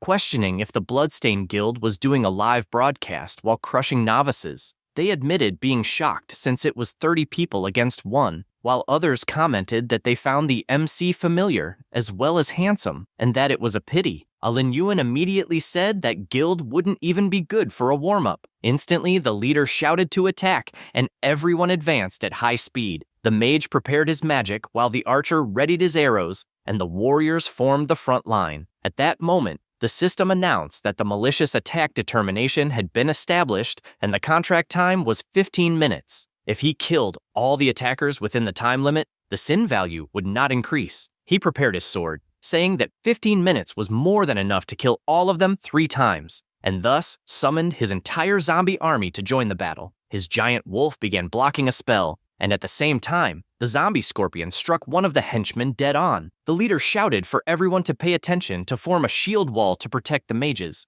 Immediately, his guild formed a defensive formation, and right behind them, the mages prepared their rituals, focusing on defensive spells to buff the team. Meanwhile, Another mage prepared an offensive spell, unleashing powerful lightning bolts. The archers also decided to attack, firing their magical arrows directly at all zombies within range. At that moment, the spectators began leaving the live stream, thinking the summons were too weak and accusing the MC of being a novice showing off. The guild leader prepared himself and said he had no fear of the zombies, and the same went for his partner, who assured that Lin Yuan would lose his life that day. The MC then smiled, which startled Fei Long. Suddenly, one of the spectators shouted, asking what the hell was happening. One of the mages stepped on a trap, and a sand vortex formed, sucking them all into the ground. At the same time, the zombie wolf chief appeared, and with extreme ease defeated numerous players at once. The battle grew increasingly intense, and both leaders were in disbelief. The spectators returned, having never imagined a novice would react so well. The mages warned to be careful since the wounds were poisoned and needed purification first, but it was too late as a colossal explosion occurred at their feet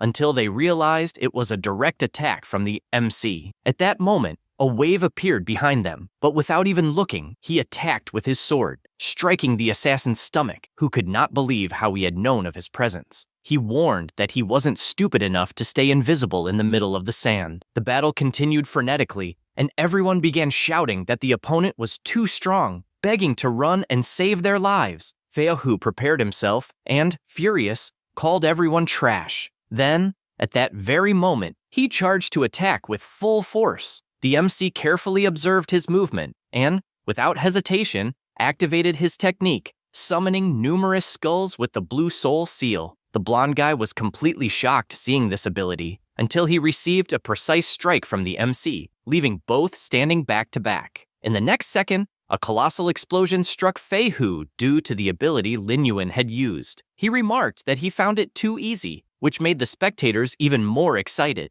The guild begins to be obliterated by zombies, and all the captain can do is stare in fear, questioning if he is hallucinating, since the MC is in front of him, far more powerful than before, and looking into his eyes, it feels as if he is facing a demon from hell. At that moment, Lin Yuan looks back and makes Fei Long tremble in fear, begging for his life. The MC finishes off an opponent and starts walking toward him until instantly he strikes him in the head with his sword, giving absolutely no time to react. Then he looks to the side and, seeing the robotic mosquito, aims his skill and completely blows up the camera, claiming it was making too much noise. After all this, somewhere in a skyscraper, some players are complaining that the MC blew up the drone and ask who he is. A servant replies that he is the one responsible for killing the giant death wolf. They decide they need to find him, since the mercenary guild issued a rank S invitation, and a blonde boy announces that this person is called Lin Yuan. Meanwhile, in the city of immortal black sand, Quincy is almost falling asleep in a barrel until the MC arrives,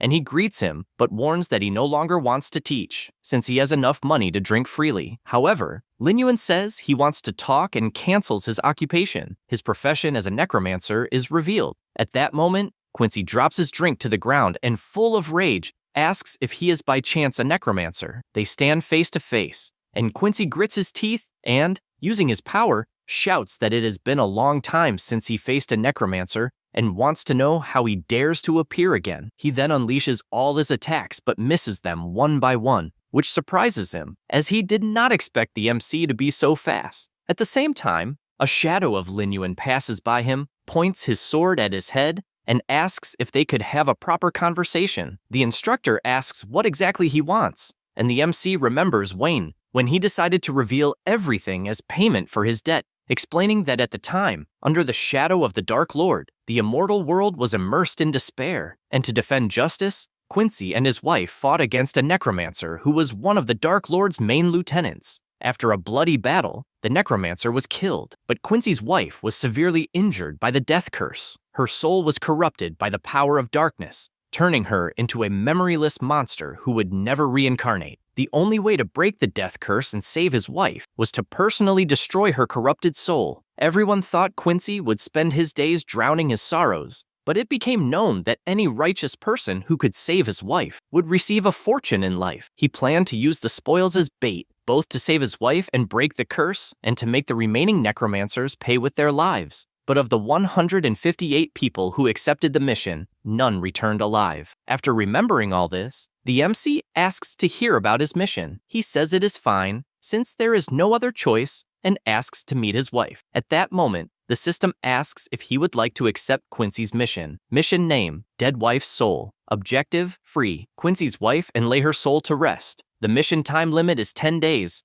and the rank is silver. He accepts without hesitation and quickly departs, while the old man wishes him good luck, believing the journey will succeed, but with his strange face warns that the body will not return intact. Later that night, he finally reaches the location and immediately uses his night vision potion. He begins walking through the dungeon with his zombies and quickly realizes that this is the sanctuary of the dead, where all NPCs who die in the city are buried. Suddenly, a zombie appears in front of him, but is instantly killed by the King Scorpion. The MC analyzes the monster and concludes that they are undead like zombies, and that there are probably ghosts as well. He knows that the levels of those monsters increase with each floor, and the first floor has zombies from level 1 to 3, and then, on the next floor, they range from level 4 to 6, until finally reaching the third floor, where there are ghosts ranging from level 7 to 9, ending with the monsters on the fourth floor, which are ghouls of level 10. After walking for a while, a portal opens and he gets excited,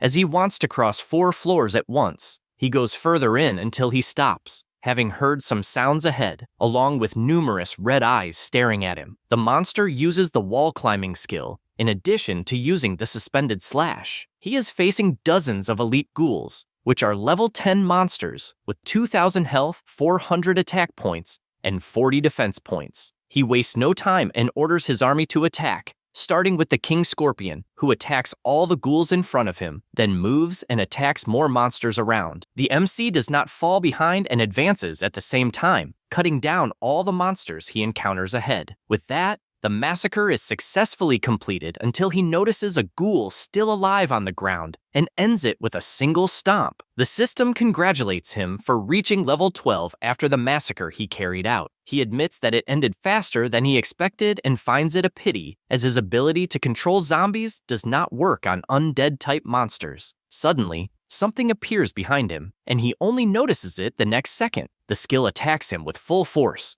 and he barely blocks it using his sword, even though he finds the situation dire, until he is thrown far away, crossing the entire hall. At that moment, he looks to the side and notices something chained and that the area has changed. The woman inside the coffin smiles, saying she has been waiting for this moment, and then completely explodes the coffin she was in. This is the resentful ghost of level 18. She has 6,000 health, 800 attack points, and 200 defense points. Lin Yuan wonders if by chance he is on the 5th floor, and the ghost wastes no time and advances, forcing the MC to defend with all his strength. However, she activates her Death Bloom skill, and numerous thorny vines begin to attack, forcing him to move at full speed. While doing this, he notices that the attacks are poisonous, and, holding his sword firmly, cuts all the vines in a single instant, also shouting that attacks of this level are useless against him. After obliterating all the vines, he shows that his sword is no ordinary weapon, intimidating the boss to the point of screaming. Then she activates her succubus roar skill. The MC notices the strong wind it generates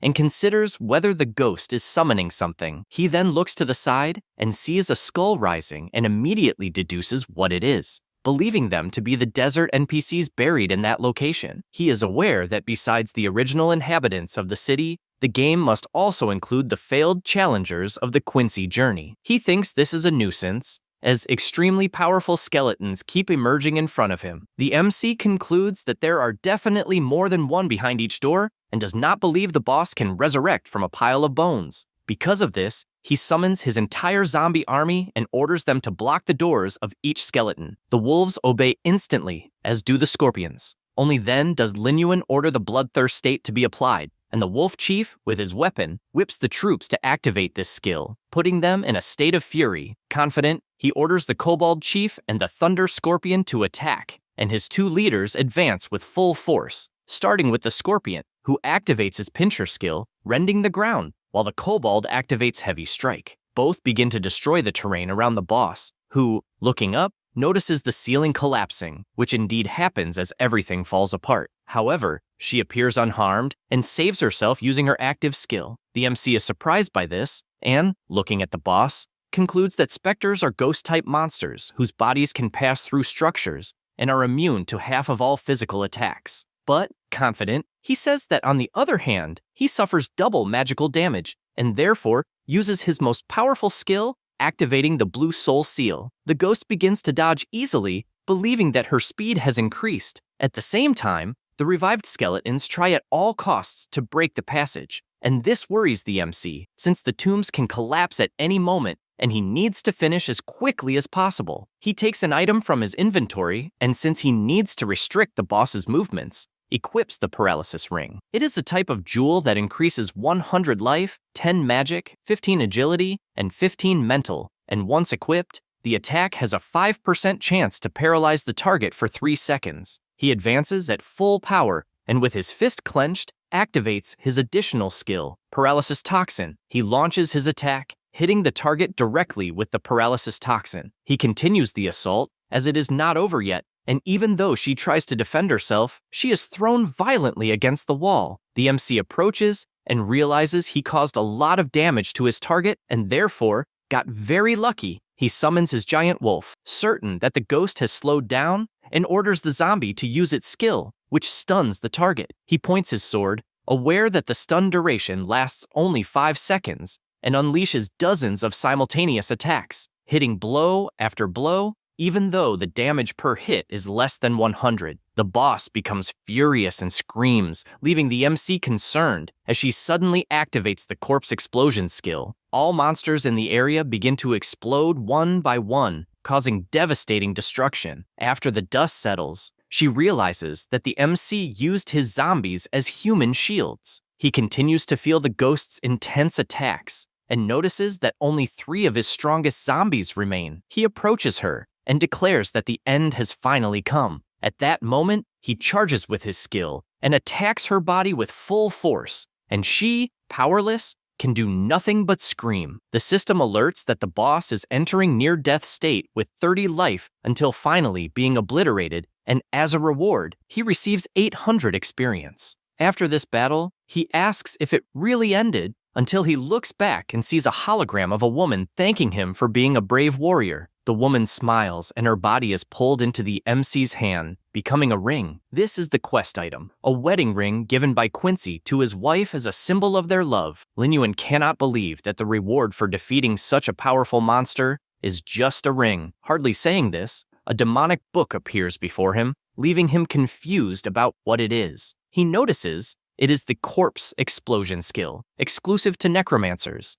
and admits he never imagined this skill was exclusive to necromancers, wondering if it is because the ghost was a servant of the Dark Lord. Without thinking twice, he activates the book to register the skill in his memory, and a beam of intense light falls on him. With this, he learns the corpse explosion skill at gold rank. It is level 1, and its effect is to explode a zombie, dealing its own health times 60% fire damage to nearby enemies. It costs 100 mana and has a cooldown of 10 seconds. He likes the skill a lot, even knowing it consumes his zombie stock, but the attack power and range make it worthwhile, as they are excellent. After that, he returns to the city of Black Sand. He shows the ring to Quincy, who is paralyzed, unable to believe he is truly seeing that relic again. He takes it in his hand and says that a sealed soul has no memories, and only after being freed will it recover them. He then asks if, when his wife departed, he no longer felt pain. Lin Yuan answers yes,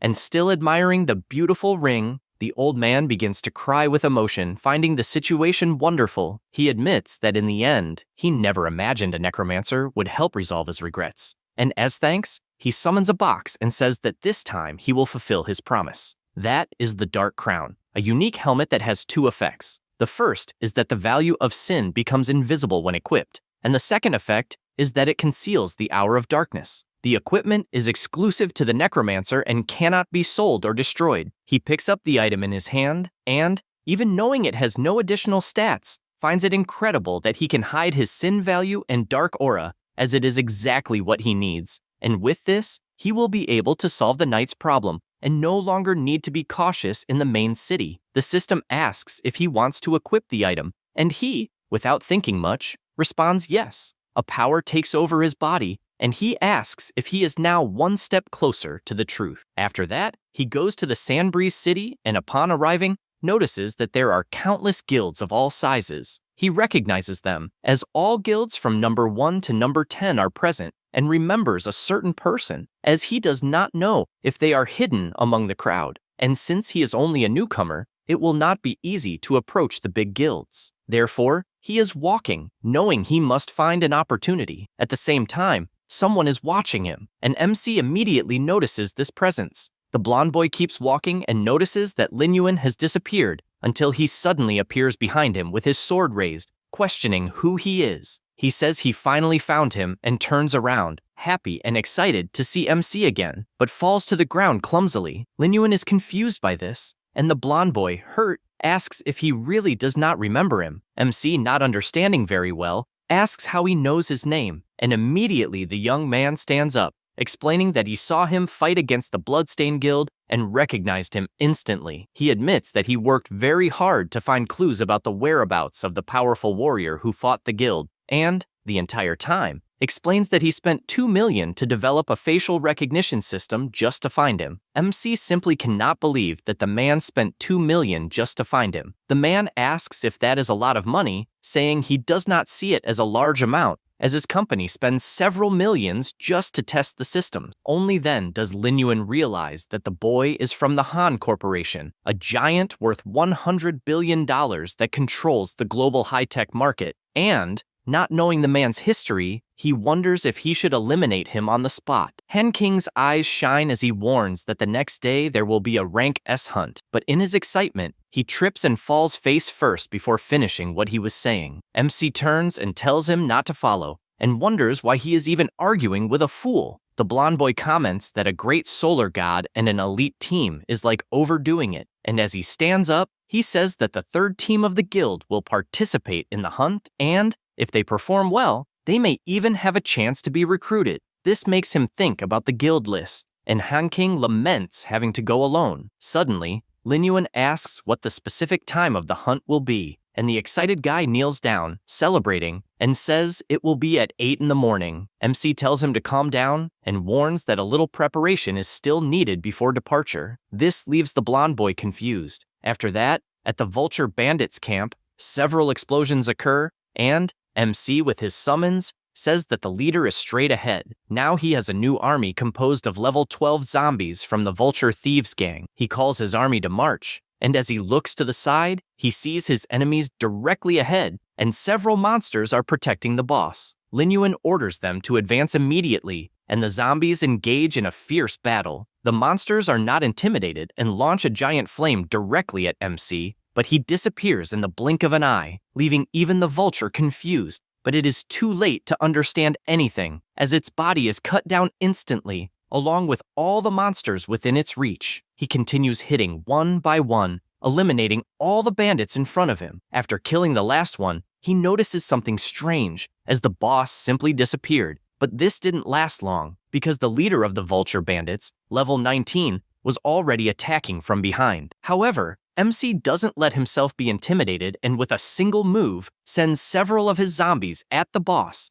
and activates the explosive corpse, causing dozens of colossal explosions, sacrificing his servants. The boss begins to scream, but MC moves at high speed and prepares his attack along with his shadow gloves, landing a full hit that slams the vulture violently into the ground. A notification then informs that the Vulture Bandit has been defeated, and because of this, he leveled up to 13. The system shows that the Curse of Darkness reached level 3 and now deals damage equal to 20% of the target's life and restores 20% of an undead's life. The Art of Corpse Explosion leveled up to 2, and, when turning an undead, deals damage equal to the user's lifetime's 80%. He observes everything he gained until he is asked if he wants to use the skill scroll to improve a skill. Upon answering yes, he says he liked the result, having used the scroll to enhance his Curse of Darkness. Additionally, he has 130 undead monsters, composed of level 15 Vulture Bandits, plus the level 19 Vulture Bandit Lord. He possesses various skills,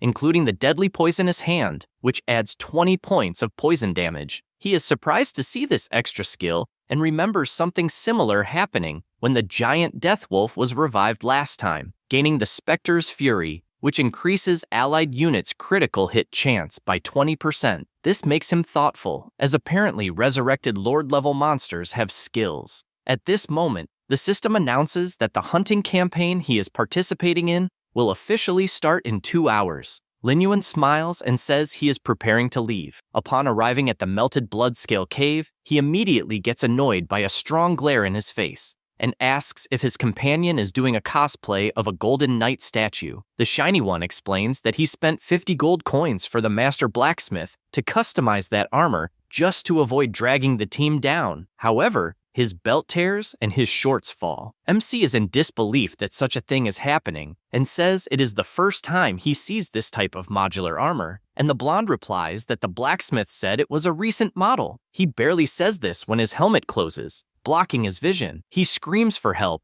unable to see his path, until he trips over his own foot and bumps into someone in front of him. He then looks up and sees someone enormous asking if he is all right. This is Zhao Kui, captain of the 3rd team of the Black Tree Guild. Han King wonders why the person in front of him is smiling, feeling like a venomous snake is watching him, unsure if it's just his imagination. Suddenly, MC pulls him and orders him to remove all the equipment as he appears foolish. The bald man smiles, but Lin Yuan just stares without being intimidated, which irritates him, as no one looks at him directly like that. At that moment, someone shouts to get everyone's attention, and a man asks who is called Han King. He looks closely at the photo on the profile sheet and shouts, asking if he is the guy dressed strangely. Everyone bursts into laughter, finding it pathetic that someone is doing an extravagant cosplay. The swordsman also laughs and says it's himself, then asks if they are the older brothers of the Black Tree Guild. The man draws his sword and, pointing it,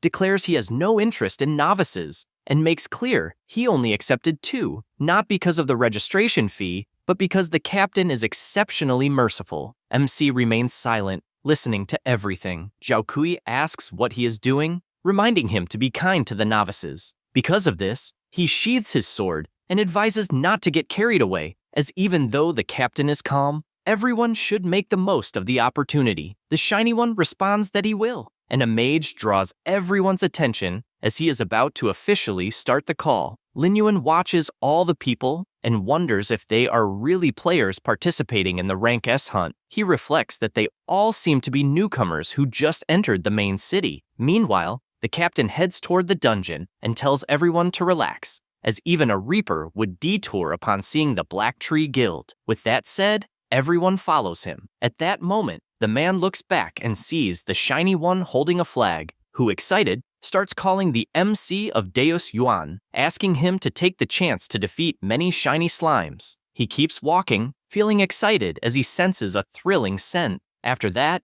inside the cave, they reach a fork, and a warrior asks which path they should take. The captain, smiling, says it's best for them to split up. Everyone is shocked, questioning if it wouldn't be dangerous since there are level 16 elite monsters. A mage asks everyone to be quiet and reveals that the captain had already scouted the paths in advance, so they had already done reconnaissance of the whole area. A man asks if that is really true, that they patrolled in advance, and Zhao Kui replies that it is, and that the morning reconnaissance followed all 3 paths and explained in detail what each contained, but assures that the more dangerous a place, the higher the likelihood of valuable discoveries, and with a suspicious smile, asks what everyone thinks. They begin to understand, as this is the mindset of a large guild, and say that the captain of the guild's 3rd team is the highest level person, thus the most experienced. Without thinking twice, the MC says he will take the left path, and the captain replies that it's no problem. He just wanted to know if anyone else would go with Lin Yuan. Everyone starts whispering that they don't want to accompany just 2 people, also pointing out that they don't want to walk with someone who hides their own level and class. The captain comments that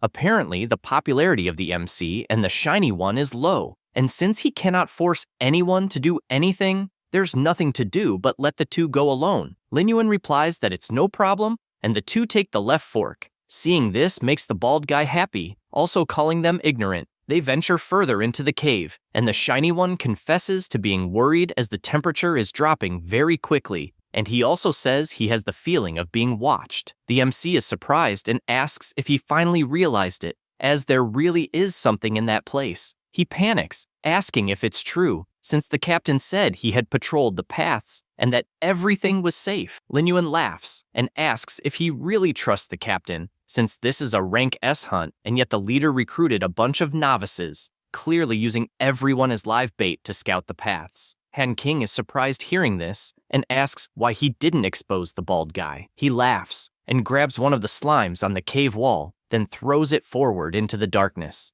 At that moment, many eyes open, and a huge army of iron-devouring lizards appears, heading their way. Meanwhile, on another path in the cave, a mage activates his fire ability, attacking multiple lizards at once. In addition, a swordsman helps, slicing them one by one. After defeating the monsters, the swordsman admits that he found it very good to have pawns as sacrifices to distract the monsters, and finds it funny that everyone believed they had scouted the paths in advance. Zhao Kui swings his flail with force, killing the enemies in front of him. While doing this, he is surrounded by many lizards, which only excites him more, to the point of attacking all of them at once. After that, he makes a bizarre face, warning that mere monsters should recognize their own places in the food chain. At the same time, the shiny one is completely terrified, since, even though the monsters are powerful, the army of undead is attacking frantically, taking down monster after monster until they finish all of them in the cave. Even though the fight is intense, he is surprised, wanting to know how many monsters the zombie has subjugated since the last time, and reflects that these monsters are even more powerful than the battle against the giant wolf. MC points out that he had said he would make some preparations, and the shiny one confesses that he is impressed, since, in less than a day, he has subjugated so many powerful monsters. After the conversation, he had already killed 55 elite monsters, and, walking, says that it is already over and that the efficiency of his zombies is not bad at all. Han King begins to cry, moved, as he wanted to be as powerful as MC, until he is startled, since a tremor started out of nowhere, and decides to call Lin Yuan, but soon sees him busy and decides that he cannot keep bothering him, since he also needs to be useful. He searches for the direction the tremors are coming from, until he feels something in the ground, and asks if it really disappeared. But in the next second, the ground is destroyed with something emerging from within, and this leaves the blonde completely terrified. A sort of tongue appears in front of him, and he tries to understand what the hell it is. At that moment, the tongue attacks and knocks him to the ground. Then it wraps around his body and begins pulling him into the earth, leaving him unable to believe that it is all over. However, with a simple cut, MC appears, saving him, since he sensed the presence of a beast hiding underground. Then he grabs the shiny one's clothes, who runs away, as they need to reposition. After moving a bit away, Han King confesses that he was terrified, since the monster seemed gigantic, and believes they need to leave the area immediately. At that moment, the ground begins to crack, and he shouts that it is too late, until the colossal creature appears before them. This is the iron-devouring iguana, a level 20 boss. He is terrified, since the mission information said the monsters were up to elite level, but clearly the monster in front of him is Lord level. He apologizes, saying that if it weren't for him, they would not have encountered such a terrifying monster, and asks them to flee while he himself holds the monster as long as he can. MC laughs and asks what he means by terrifying monster, saying that finally someone worthy has appeared to be his prey. The shiny one is in disbelief at what he just heard, until the boss prepares to attack, but Lin Yuan advances first, eager to defeat that giant. The zombie vultures quickly appear and throw their shuriken swords, but it is ineffective, since the boss activated his iron tail skill, which completely blocked the swords. Lin Yuan realizes his chance has come, and unleashes his blue spirit seal skill, bombarding the enemy's back. He returns to the ground, and the monster turns to him. At that moment, he sees where the strikes hit and reflects that, unfortunately, he only left some small burn marks. The iguana screams furiously, activating her toxic sand breath skill, which is unleashed instantly, causing an explosion throughout the area in front of MC. The shiny one sees this and shouts for him to be careful with something so dangerous. The impact area created a powerful acid, and MC observes that it was a high-concentration corrosive attack, and realizes it is a bit more problematic than he thought. At the same moment, the boss attacks with his tail, but he dodges and calls for Lord Vulture to appear. His servant emerges, attacking and trying to pierce the iguana with his swords, and even though she is resistant, the impact creates a powerful shockwave. Han King watches in awe at seeing a newly acquired subordinate of Lin Yuan, and he finds it completely amazing. The Lord Vulture continues moving at high speed until he activates his skill to attack from behind and lands a full strike with armor-piercing ability, but it is not enough, as the boss swings his tail and hits the zombie vulture full force, sending him crashing against the wall. The Shiny One is astonished at what he is seeing, as the boss's reaction speed is incredibly high, as if he also had eyes on the back of his head. Lin Yuan reflects on having eyes in the back of his head and thinks about all the times attacks were blocked even when they hit a blind spot. This makes him consider that lizards are creatures with simple ocular structures and rely mainly on changes in light. However, their dynamic vision is excellent, and only hearing and smell can detect the slightest movement of an enemy. Therefore,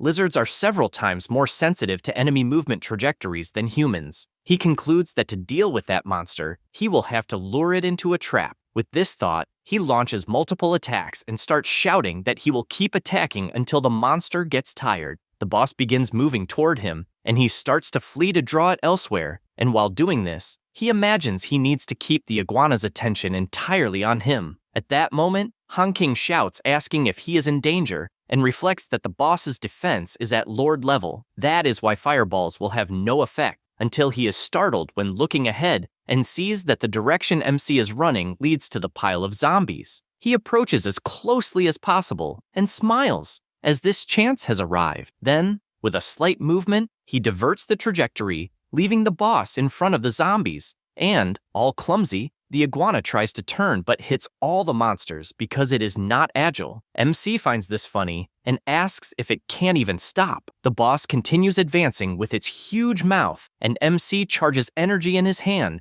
and unleashes it fully, completely exploding the area where the boss is and causing massive damage. He gets excited since the armor has been broken, and the monster continues running toward him. Lin Yuan jumps to the side and shouts for Lord Vulture to position himself on the left. Both take positions beside the boss, as MC has realized the lizard has another weakness. Its eyes cannot focus on enemies on both sides at the same time. The vulture aims with his crossbow and fires numerous attacks at the monster's mouth. MC also doesn't waste time and jumps, and even entering the iguana's line of sight, it is too late as he drives his sword with full force, landing a critical hit. With this, the system congratulates him for reaching level 14, as he has finally defeated the boss. 5 minutes later, he uses his ability, restoring 85% of his zombies' health, and is pleased as this ability at level 3 is extremely powerful. He also imagines that if he uses another skill roll, it will raise it to level 4, but his greatest excitement is over his new zombie, as now the iron-devouring iguana has also become undead. He orders it to advance, as it will be used as a flesh shield. At the same time, Brilhoso shouts excitedly. Upon seeing the loot, the monsters dropped and asks if they should contact the guild. Lin Yuan questions the rush since there are still many rats to clear. Meanwhile, elsewhere, several monsters are also defeated, and the captain says they are nothing more than ants not worth looking at. His group agrees, knowing that monsters of that level are nothing against the captain. They decide it is time to collect the corpses until an explosion occurs in the cave where they are, leaving them all frightened, unsure of what is happening. At that moment, Zhao Kui shouts, asking who did that, and how dare they challenge the Black Tree Guild.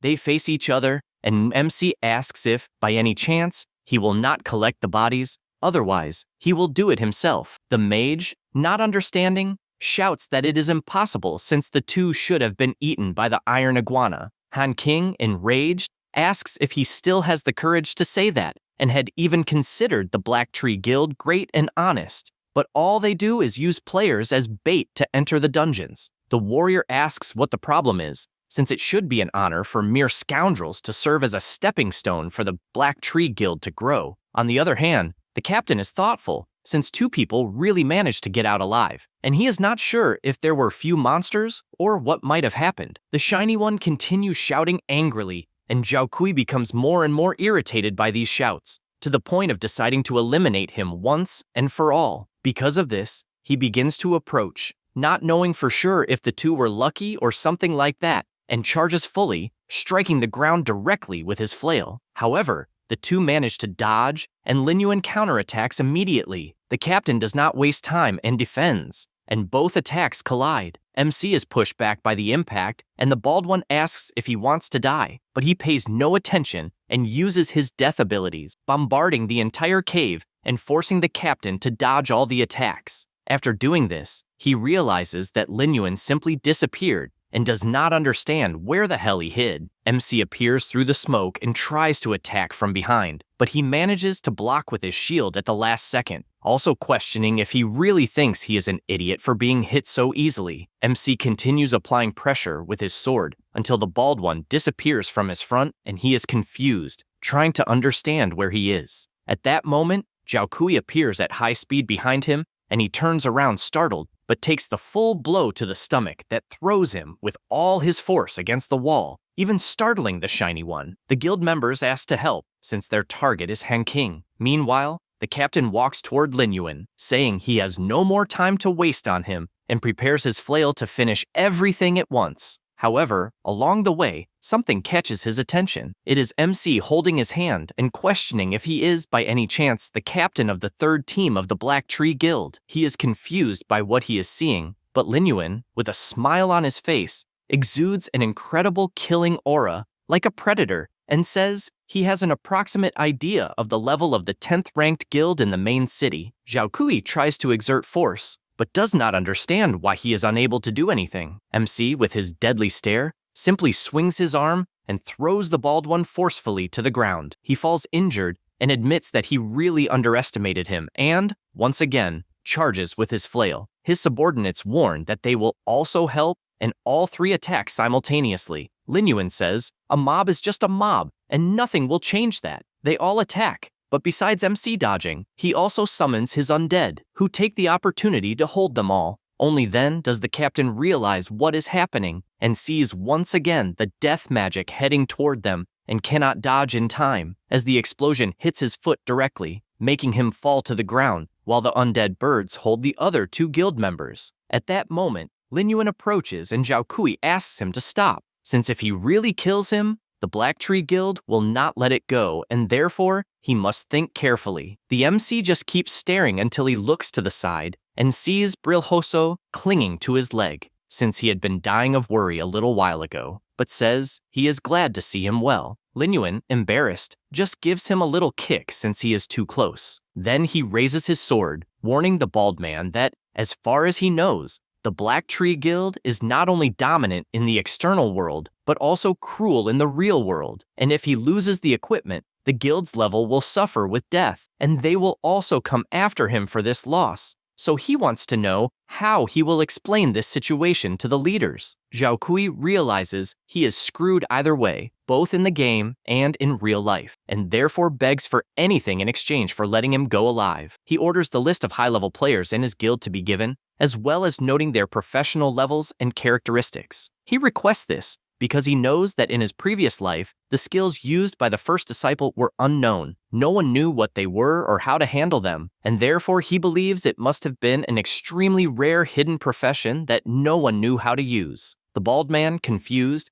asks why he wants this list. But when he says this, he gets a sword strike on his hand, and the MC orders him to decide immediately whether he will write it down or not. He screams in pain and replies that he will do it immediately. After taking the notes, he concludes that all the masters of the Black Tree Guild are in that place, and although there are some special professions, none of them match the first disciple's characteristics. The captain approaches and asks if by any chance they can leave. The MC says he can let them go. The bald man thanks him for that, but the next second, they receive a triple attack from Lin Yuan, who makes it clear that they harmed so many innocent players that they should answer to them in the afterlife. With these kills, he obtained each one's equipment, the Moon Hammer, which increases attack power by 45, critical hit by 30, and physical attack by 30, and has an additional ability that increases attack speed by 20% on the first attack. The second item is the Dancing Sword, which increases attack power by 30 and accuracy by 20. Lastly,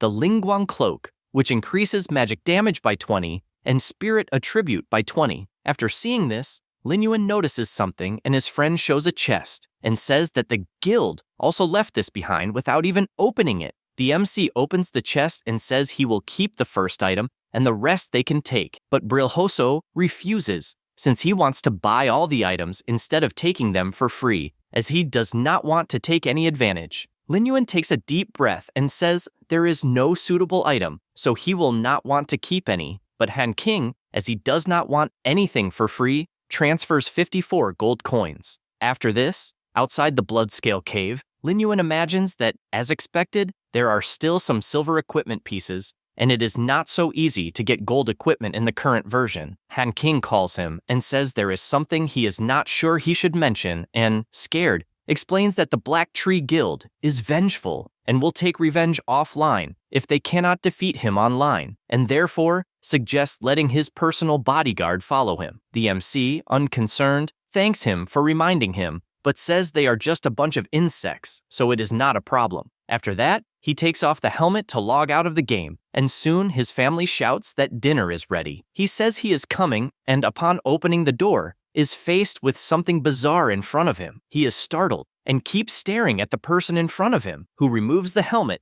and reveals that it is his father playing a joke, since he did not know what the helmet was for, asking if it is broken. The MC replies that apparently it is not broken, but asks why he bought a gaming helmet. He panics and explains that, in fact, his wife found it while cleaning Linton's room. This makes Lin Yuan reflect that his sister had awakened a hidden class in her past life around that time. At that moment, his mother appears, telling the two not to stand still since they should eat quickly. After joining them, she explains that his father doesn't understand new things and was trying to find a common topic among the siblings, and he spent the whole afternoon trying to turn on the helmet but couldn't. He feels embarrassed, asking not to listen to his mother, since he was only worried that Linton would use things without knowing how. MC reflects that he could make his parents enter the world of eternity and could use his own resources to recommend them, and when the cataclysmic change occurred, they would have the ability to protect themselves. Because of this, he explains that the game is not difficult and that he even bought 2 more helmets, which is why he wants to see his parents trying to play. His mother worries and asks not to waste money, but he says it's not a problem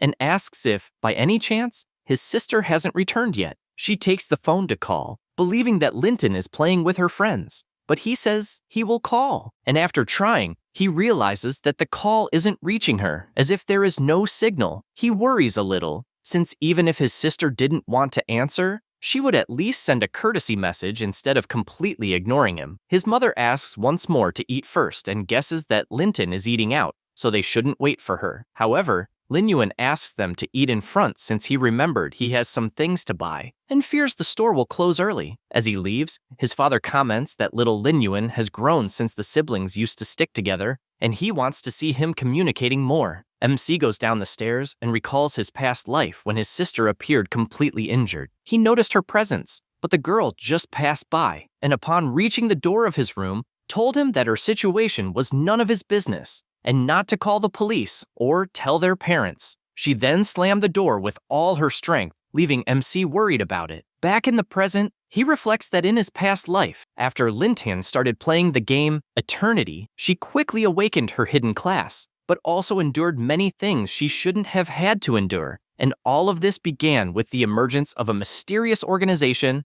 the System Organization. This was a mysterious group founded by 9 Celestial Chosen, and only the Celestial Chosen were qualified to join the system. Among them, there was an existence called the Prophet, and the Prophet could sense Celestial Chosen in reality. Then, at a terrifying speed, the power of the System Organization became invincible in the game. Not only that, but its influence in the real world also strengthened, and although their actions were mysterious and unpredictable, they did something to stabilize society, which left people perplexed. After little Linton was invited to join them, she frequently carried out dangerous missions, but never mentioned anything about the System Organization at home. He continues down the stairs after thinking about this, and all he wants is for this organization not to be with her at this moment, and after opening the door, he concludes that even if they are involved, he will not let his sister get involved in these matters again. Outside, while walking, something catches his attention as he looks at an establishment, and he immediately hides.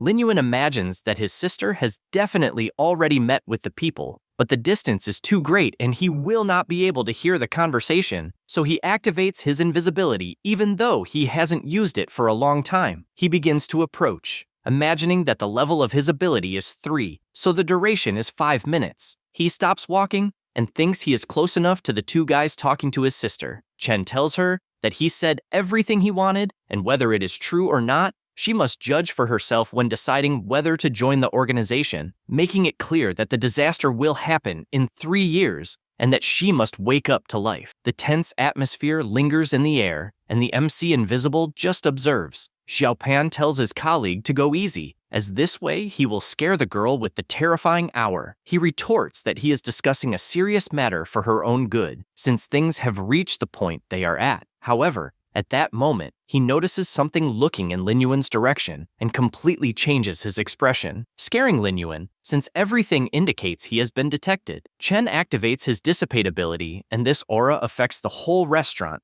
scaring the MC since the invisibility effect will be dissipated after a 3-second countdown. Chen continues looking attentively and is confused when he sees nothing in front of him. He changes the subject by calling the restaurant owner and ordering an herbal tea. The old man replies that he will prepare it immediately. Meanwhile, the MC, who managed to hide in time, cannot believe the guy used the dissipate ability that the ring possesses, but is glad that this ability has a 3-second delay, since at that moment his invisibility was dissipated. Chen goes back to drinking his tea and tells Linton once more to carefully consider joining the organization, as they are people with a sense of justice, and hands her a card. She responds that she will think about it, and the two leave the restaurant. At the same time, Lin Yuan activates his invisibility again and decides to leave the restaurant as well, but when he gets outside, he realizes the boys have disappeared. He continues walking until a cup of tea is thrown at his feet. Only then does he look forward and sees the two who threw the tea, saying that something is definitely wrong. Once again, the invisibility countdown begins, and the two keep staring in his direction, waiting for it to happen. However,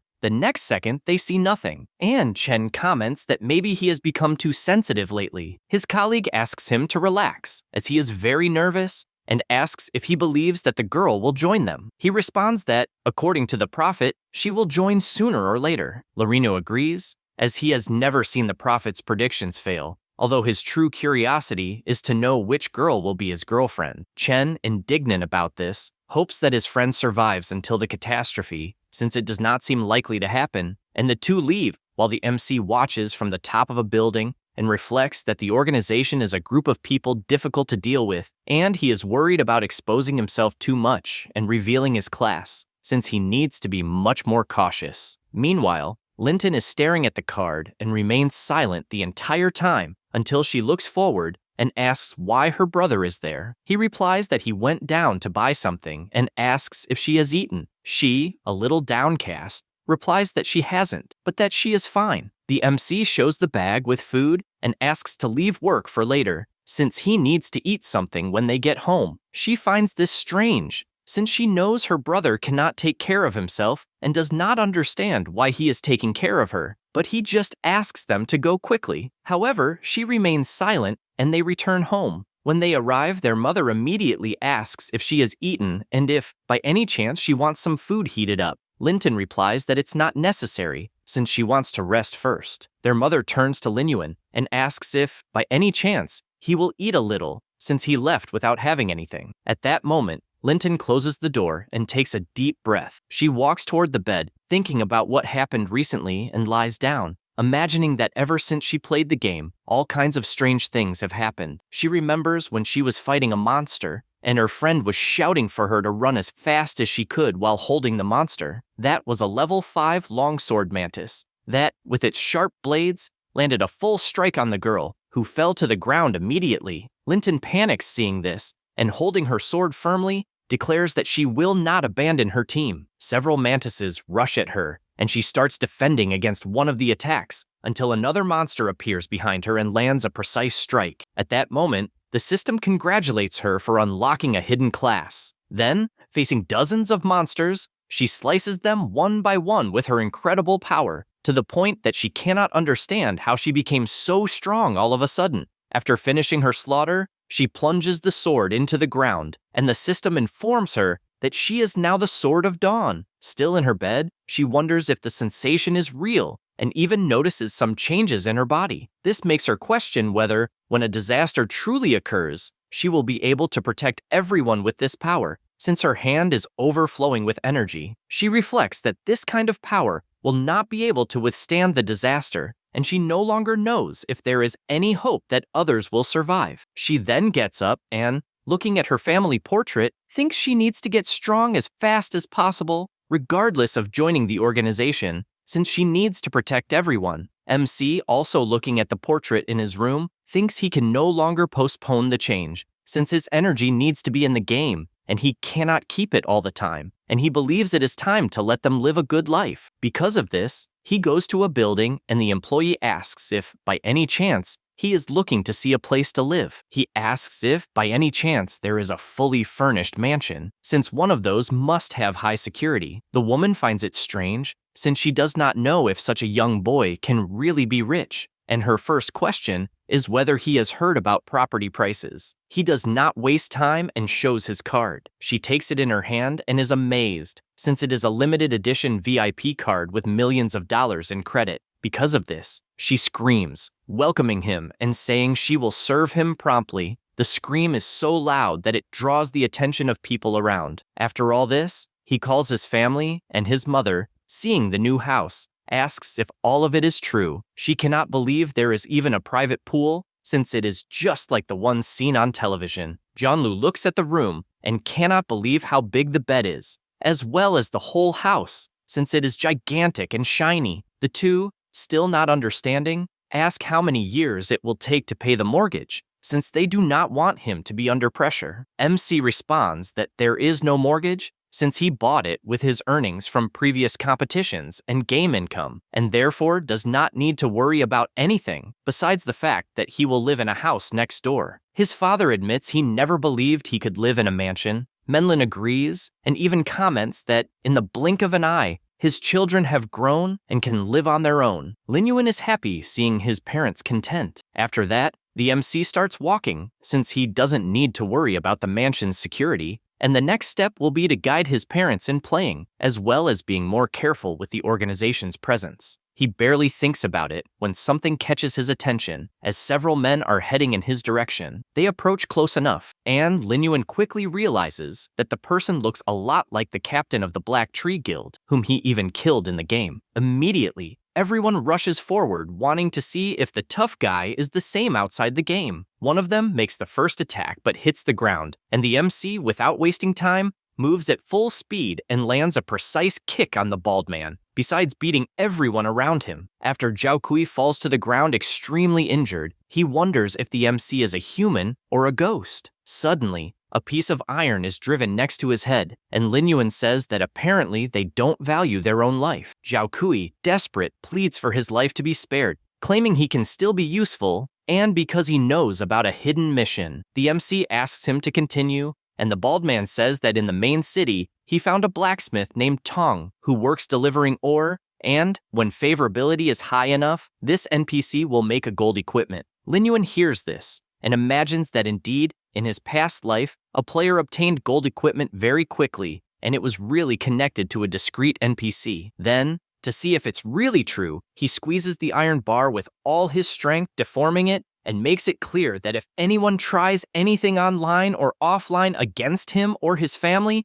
they will pay with their lives, demonstrating with the iron bar, which he broke in half with a handshake. Zhao Kui fully understands the message, being absolutely terrified. After that, in the main city of the Western Desert, inside the game, some players are toasting with beer and enjoying lots of delicious food. Tong is incredulous at what he just heard, and says that if one really provides 100 pieces of ore, he will make a weapon for free. In front of him is the MC, who, after hearing this, concludes that Zhao Kui was indeed telling the truth, so his next step will be mining. Near that table, a woman is running, and a player asks why she is running since he wants to have a drink with her, but the girl keeps asking not to be touched. Linyuan watches this, and the guy gets annoyed, warning that if he doesn't stop staring, his eyes will be gouged out. However, being impatient, he simply casts a spell that throws the drunk man to the other side of the tavern. The woman, drunk, thanks Lin Yuan for the help and asks if she can buy him a drink. The MC just walks past and says no. She keeps insisting until she trips over herself. He immediately notices and catches her at once. The girl becomes excited and asks if he wants to dance, but the moment is broken as she simply falls asleep without warning. Because of this, he goes to the room and leaves her sleeping, as she is very drunk. Then he goes to the Viper mine and puts his undead to work mining. He imagines that he currently has 12 dog-headed zombies in his underworld portal, which is perfect for mining. Hardly thinking about it, a noise occurs nearby. When he turns around, he sees violent level 10 moles. He immediately summons his black scorpion, which instantly starts attacking all the monsters. After defeating them all, the MC doesn't waste time and begins using his magic, as there will be more monsters efficient for his objective. Soon the moles turn into undead, and once again, an explosion occurs above him. He asked what the hell was happening and realized it was an extremely large monster chasing someone. Upon analyzing, he saw it was another violent mole, but of Lord level, and it was at level 16. With his sword in hand, he asked if by any chance it was the boss of the mine and if someone was purposely attracting the monster. The player being chased raised his staff and fired a ball of energy in Lin Yuan's direction, who immediately stomped firmly on the ground and leaped backward to escape. But as he approached, he realized it was not a magical attack. When hit, he received a notification that he had been buffed by the Old Sun, a holy armor skill that increases the ally's defense by 20 points and lasts 60 seconds. Only then did he realize it was a priest skill. Near the location, the miner asked what was happening and why all the iron ore had disappeared, also noticing that the priest being chased belonged to the super god Iron Triangle Guild, and he didn't know why he was alone. Then he took out and used his mosquito-shaped camera. Meanwhile, the priest was running at full speed, shouting that he didn't want to attract the monster to that place, and therefore wanted everyone to escape, as he would take responsibility for his own actions. The miner's stream system reported 15 users online, and they asked if the boss was solo and commented that all priests from the Mirror Flower Water Moon Guild were over the top. Lin Yuan realized that even in that situation, the priest was very loyal and therefore welcomed that boss at his doorstep. People quickly recognized him and commented that he was the master who soloed the world boss, and thus believed it would be exciting what would happen in the mine. The mole boss got close to catching the priest, but Lin Yuan jumped in front, blocking the attack. Seeing this left the guy surprised at such strength to block an attack like that. Meanwhile, elsewhere, Zhao Kui had his system open and, watching the live stream, said he wasn't ashamed to lose to a monster. At that moment, some players passed by complaining about how MC was hyped, with everyone idolizing him as a god, believing that in terms of strength, no one compared to their president. Zhao Kui realized it was Nuyan and drew attention, saying the mad god had only taken advantage of the guild and the class, and no one could compare to the great god. This made the guy so angry that he asked to repeat it once more. He apologized and asked if by any chance it was Nu Yan from the Fury Guild, noting that everyone was saying that leader Quang Shen of the #1 guild should have resigned a long time ago. Immediately, he pointed his sword at the bald man's neck and asked what the hell he meant by that, and he felt cornered and questioned why he was taking out his anger on him, as that's what everyone was saying. Nguyen asked if the so-called god everyone was talking about was the guy in the live stream and, therefore, ordered to notify the entire guild online to follow him. Meanwhile, MC's battle continued frenetically against the Lord-level mole, and, after landing a few hits, he told the priest to flee while there was time. The monster gave no respite and charged again, attacking the ground with full force, but he dodged in time and, with his hand raised, fired several fireballs that exploded at the creature's feet. At that moment, 1,297 people were watching the stream, and they were excited as they were seeing two powerful people fighting the boss. The mole started moving again and began chasing Lin Yuan, who kept fleeing while his undead minions attacked to the point of knocking him to the ground. MC approached and warned that attacking recklessly was not a good strategy, and, without hesitation, drove his sword into the mole's eye, which began screaming incessantly. Cobalt jumps and delivers a hammer blow to the monster's face, not giving it even a moment to react. Lin Yuan takes the opportunity to equip the glove and charges energy in his fist, landing a critical hit that finishes it off. The system congratulates him for killing the violent mole of Lord level and also for reaching level 15, in addition to obtaining the pursuit dagger and the agility boots. He doesn't waste time and begins to revive the boss. The dagger he obtained is silver and increases attack power by 20 and attack speed by 5, as well as agility by 25, and its effect is to strengthen the next attack every 6 attacks, increasing attack speed by 10%. The boots, also silver, increase agility by 30 and movement speed by 5, and their special effect is that when out of combat, they increase movement speed by 10. The priest approaches with glowing eyes and asks if, by any chance, he is the master who soloed the first world boss, and, if so, wants to add him as a friend. However, MC just walks away, thinking he found the wrong person, but the guy says it's impossible, having watched the video countless times, and would recognize him instantly. At that moment, a fireball flies toward Lin Yuan, who in the blink of an eye turns and cuts the attack in half. He notices several people approaching until Nguyen appears, saying he recognizes him for not turning to ashes from the fire attack. Besides him, several guild members are armed and ready for combat. MC observes this and wonders if the Fury Guild wants to defeat him to show off, but sees no reason not to accept the equipment that is coming to his door. The system announces that a malicious siege has been established and the counterattack time limit is 15 minutes, and eliminating some players during this period will not count towards sin points. Suddenly, the priest steps forward and says he has been waiting to fight side by side with a great warrior as comrades, and promises to protect him as much as possible. Lin Yuan can't believe what he is hearing. Nguyen points his finger warning that he will massacre the two, but at the same moment receives a punch to the mouth. Since MC is resourceful, the punch is so strong that it sends him flying across the cave until he crashes into the wall. The number of spectators is already over 5,000, and everyone is excited for the show they are about to witness. Nguyen gets up and questions how a lone dog without a guild dares to attack him, and at the same instant shouts for everyone to kill Lin Yuan. The entire guild charges without hesitation, as they must honor their leader. At that moment, MC activates his invisibility, so the attacks hit only air. The mages prepare to dispel this ability, but he appears behind them, saying it's too late, as with a single move he kills both. Nguyen shouts again, claiming that Lin Yuan must have low health and mana, having just faced a boss, so they should seize this opportunity. The broadcast continues at full speed, with people marveling that the Fury Guild is struggling against a single player. They advance with everything, as their pride is at stake. While MC takes them down one by one,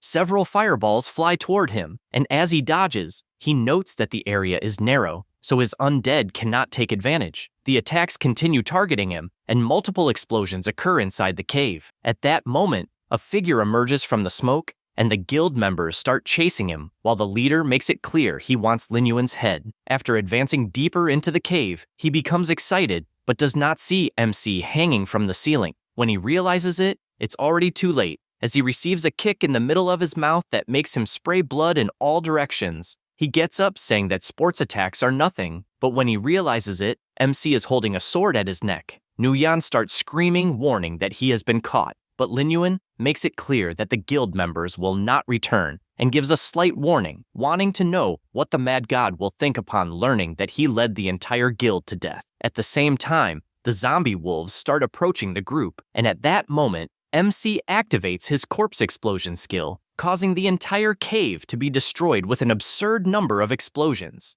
Nguyen starts screaming, wanting to know what he did. Andy, with his sword raised, tells him to ask the guild in the afterlife, and with a single movement, cuts off his head, making an item drop amidst the body. The item in question is the bloodthirsty twin blade of gold level, which increases physical attack by 50, attack speed by 20, and critical hit by 30. It also has a life absorption skill that converts 10% of the damage dealt into his own life. After that, he returns to Tongs, who admits to being surprised by the amount of ore he managed to collect. And with that, the blacksmith's favorability increased by 100 points. MC realizes that the blacksmith can only collect a maximum of 100 pieces of ore per day, so he knows it will be a long-term task. taking at least a month. He also knows that the Fury Guild dropped a lot of equipment and will have to find a way to sell everything. He also knows that looking for the first believer through the guild is very slow, and as far as he remembers from his past life, the men of the first believers had the ability to control snakes. Because of this, he goes to another location and imagines that he should accept the sheriff's mission, which is to kill 30 monster rats. Although his real goal is to find the hidden dungeon in the sewer, he goes killing the monsters and follows his path, as he needs to find a room with snakes, until finally his expression changes, as he found what he was looking for. An explosion occurs in the place, and he is confused, as he doesn't know if he is seeing correctly, because he never imagined the snake would be so absurdly large. That is the Hades King Cobra of level 60. No additional information is available due to the power gap. He starts fleeing, trying to understand how a snake can be at such a high level, since if it just touches him, it will be the end. Therefore, he activates his invisibility, as the loss of level and equipment due to death would be very significant. He moves through the water, and the snake does not stop chasing him. He keeps running constantly, even more so since the invisibility has ended, and decides to use the terrain to his advantage. Only then does he look back and realize that the snake is getting closer and closer, and even running at full speed, he knows there is no way to stop. Because of this, he summons his scorpions and imagines he will have to use them to delay and buy time. He continues running and realizes that his scorpions are not even slowing it down, and the snake keeps getting closer. At that moment, MC spots an exit at the top of the dungeon, and when the snake attacks, he jumps out and, looking back, realizes it cannot pass through the small hole nor destroy the area. Linyuan walks away, aware that no monster can cause problems in that place, as it is the Western Desert Palace, where the National Guardian is, and any monster that approaches would be easily exterminated without exception. He still imagines the snake inside and reflects that the civilization of the Snake Men and the kingdom of the Western Desert have a deep blood feud, and that is why some monsters hide underground and plan revenge. And basically, whenever any demonic beast or monster sets foot near the Imperial Palace, the Guardian of the Kingdom will destroy them without hesitation. He knows that, although the snake is strong, it is not even close to the Imperial Master, and therefore should be able to gain some clues in that place. Another thing the MC thought is that he needs to avoid this situation again, trying his luck in the market to see if there is any position to attract low-level basilisks, since encountering such a large snake again is out of the question. He goes to the palace, and the vendor sells a potion that attracts low-level snakes. Suddenly, someone appears saying that he walked across all the sand just to find him and pay his respects to the MC, who upon seeing him, wonders if it might be the priest who was fighting the mole boss. Mike sends a friend request and asks to add him, being sure that they will be useful to each other, but the MC, uninterested, just walks past. The frustrated boy runs ahead and asks him to wait, as he wants him to join his guild. He emphasizes that they could join Lung Yue and Xing Hen to become the 4 super gods. The MC thinks about the name Lung Yue, as in his past life this person was the president of the 2nd guild and also a central member of the Order organization, and therefore it is a great opportunity to get clues about the first believer, and he accepts the friend request. Then he invites him to open a dungeon together, but since he has something to do, he will leave first. Mike gets excited and asks him to count on him. The MC goes to the place where, in his previous life experiences, there was a large appearance of snakes. He notices a crack in the ground, and after a while, several smaller snakes begin to appear. He knows they are snakes from the demonic nest, so he needs to be more careful. Already prepared, he explodes the entrance door and prepares with the undead kobold. Upon entering, he comes face to face with the giant skeleton of the snake, which is the hidden entrance to the dungeon, the serpent demon's lair, where there are level 10 baby snakes. The MC extends his hand and summons the King Scorpion, which immediately uses its power, annihilating the snakes in the area. With the dropped items, the system asks if he would like to consume the blood and meat seed, which is a special medicine, increasing the player's main attributes by 1 to 5 points randomly and making the human class increase tolerance when consuming it, up to a total of 100. He takes the item to his mouth, and the system informs that his spiritual value rose by 3 points, and his tolerance increased by 1. He sees all the pills dropped on the ground, and from what he understands, They can only be consumed once, but the attribute increases are impressive, besides being a rare item that can be sold for 4 or 5 gold coins in the market. He continues eating the little fruits, gradually increasing his attributes, until finally having eaten all 100 fruits, which is the limit. Currently, Lin Yuan is level 15, with 77 strength, 101 constitution, 119 agility, and 318 spirit. He creates his new army of undead snakes and decides to save 900 blood and meat fruits to sell in some store. And after that, he will visit the place once a week to farm. Additionally, he left 3 zombies in the dungeon to scare any players who happen to encounter them. He becomes thoughtful, as the snakes in that place are different, since the level 61 he found definitely should not have appeared at that stage of the game. Suddenly, a notification arrives from a call in the real world from his sister, and he wonders if something happened, as it is not common for her to seek him out on her own initiative. He answers, even while inside the game, and asks if something happened. She, in the real world, responds that no, and that she just wanted to ask if he had eaten. Lin Yuan finds this strange and answers yes. At that moment, a girl next to Linton shouts over the phone, wanting to know if he could lead in a dungeon. MC does not understand what the hell is happening, but answers that he can, and wonders if his sister wants him to fetch her for a dungeon. At that moment, a boy approaches at school and points out that Linton is a liar, just like her brother, since MC agreed without even asking which dungeon it was, and therefore asks Linton if by any chance her brother has lost his mind from playing too much, and if by any chance they usually conspire to deceive people. The girl next to her agrees and asks to choose the heroic difficulty of the Veil of Ashes, which no guild has managed to clear so far. Linton, still on the phone, asks her brother if he managed to hear that the boys asked for the dungeon to be the Veil of Ashes at heroic level. The boy provokes again, saying that they are weak, and that, in fact, their parents are too, for having given birth to 2 failures. Linton screams furiously at this insult, but MC, listening through the phone, asks her to calm down, not to say nonsense to an idiot, and that he will soon be heading to this Veil of Ashes. That's all, folks. If you enjoy the video, subscribe and hit the bell. Thanks.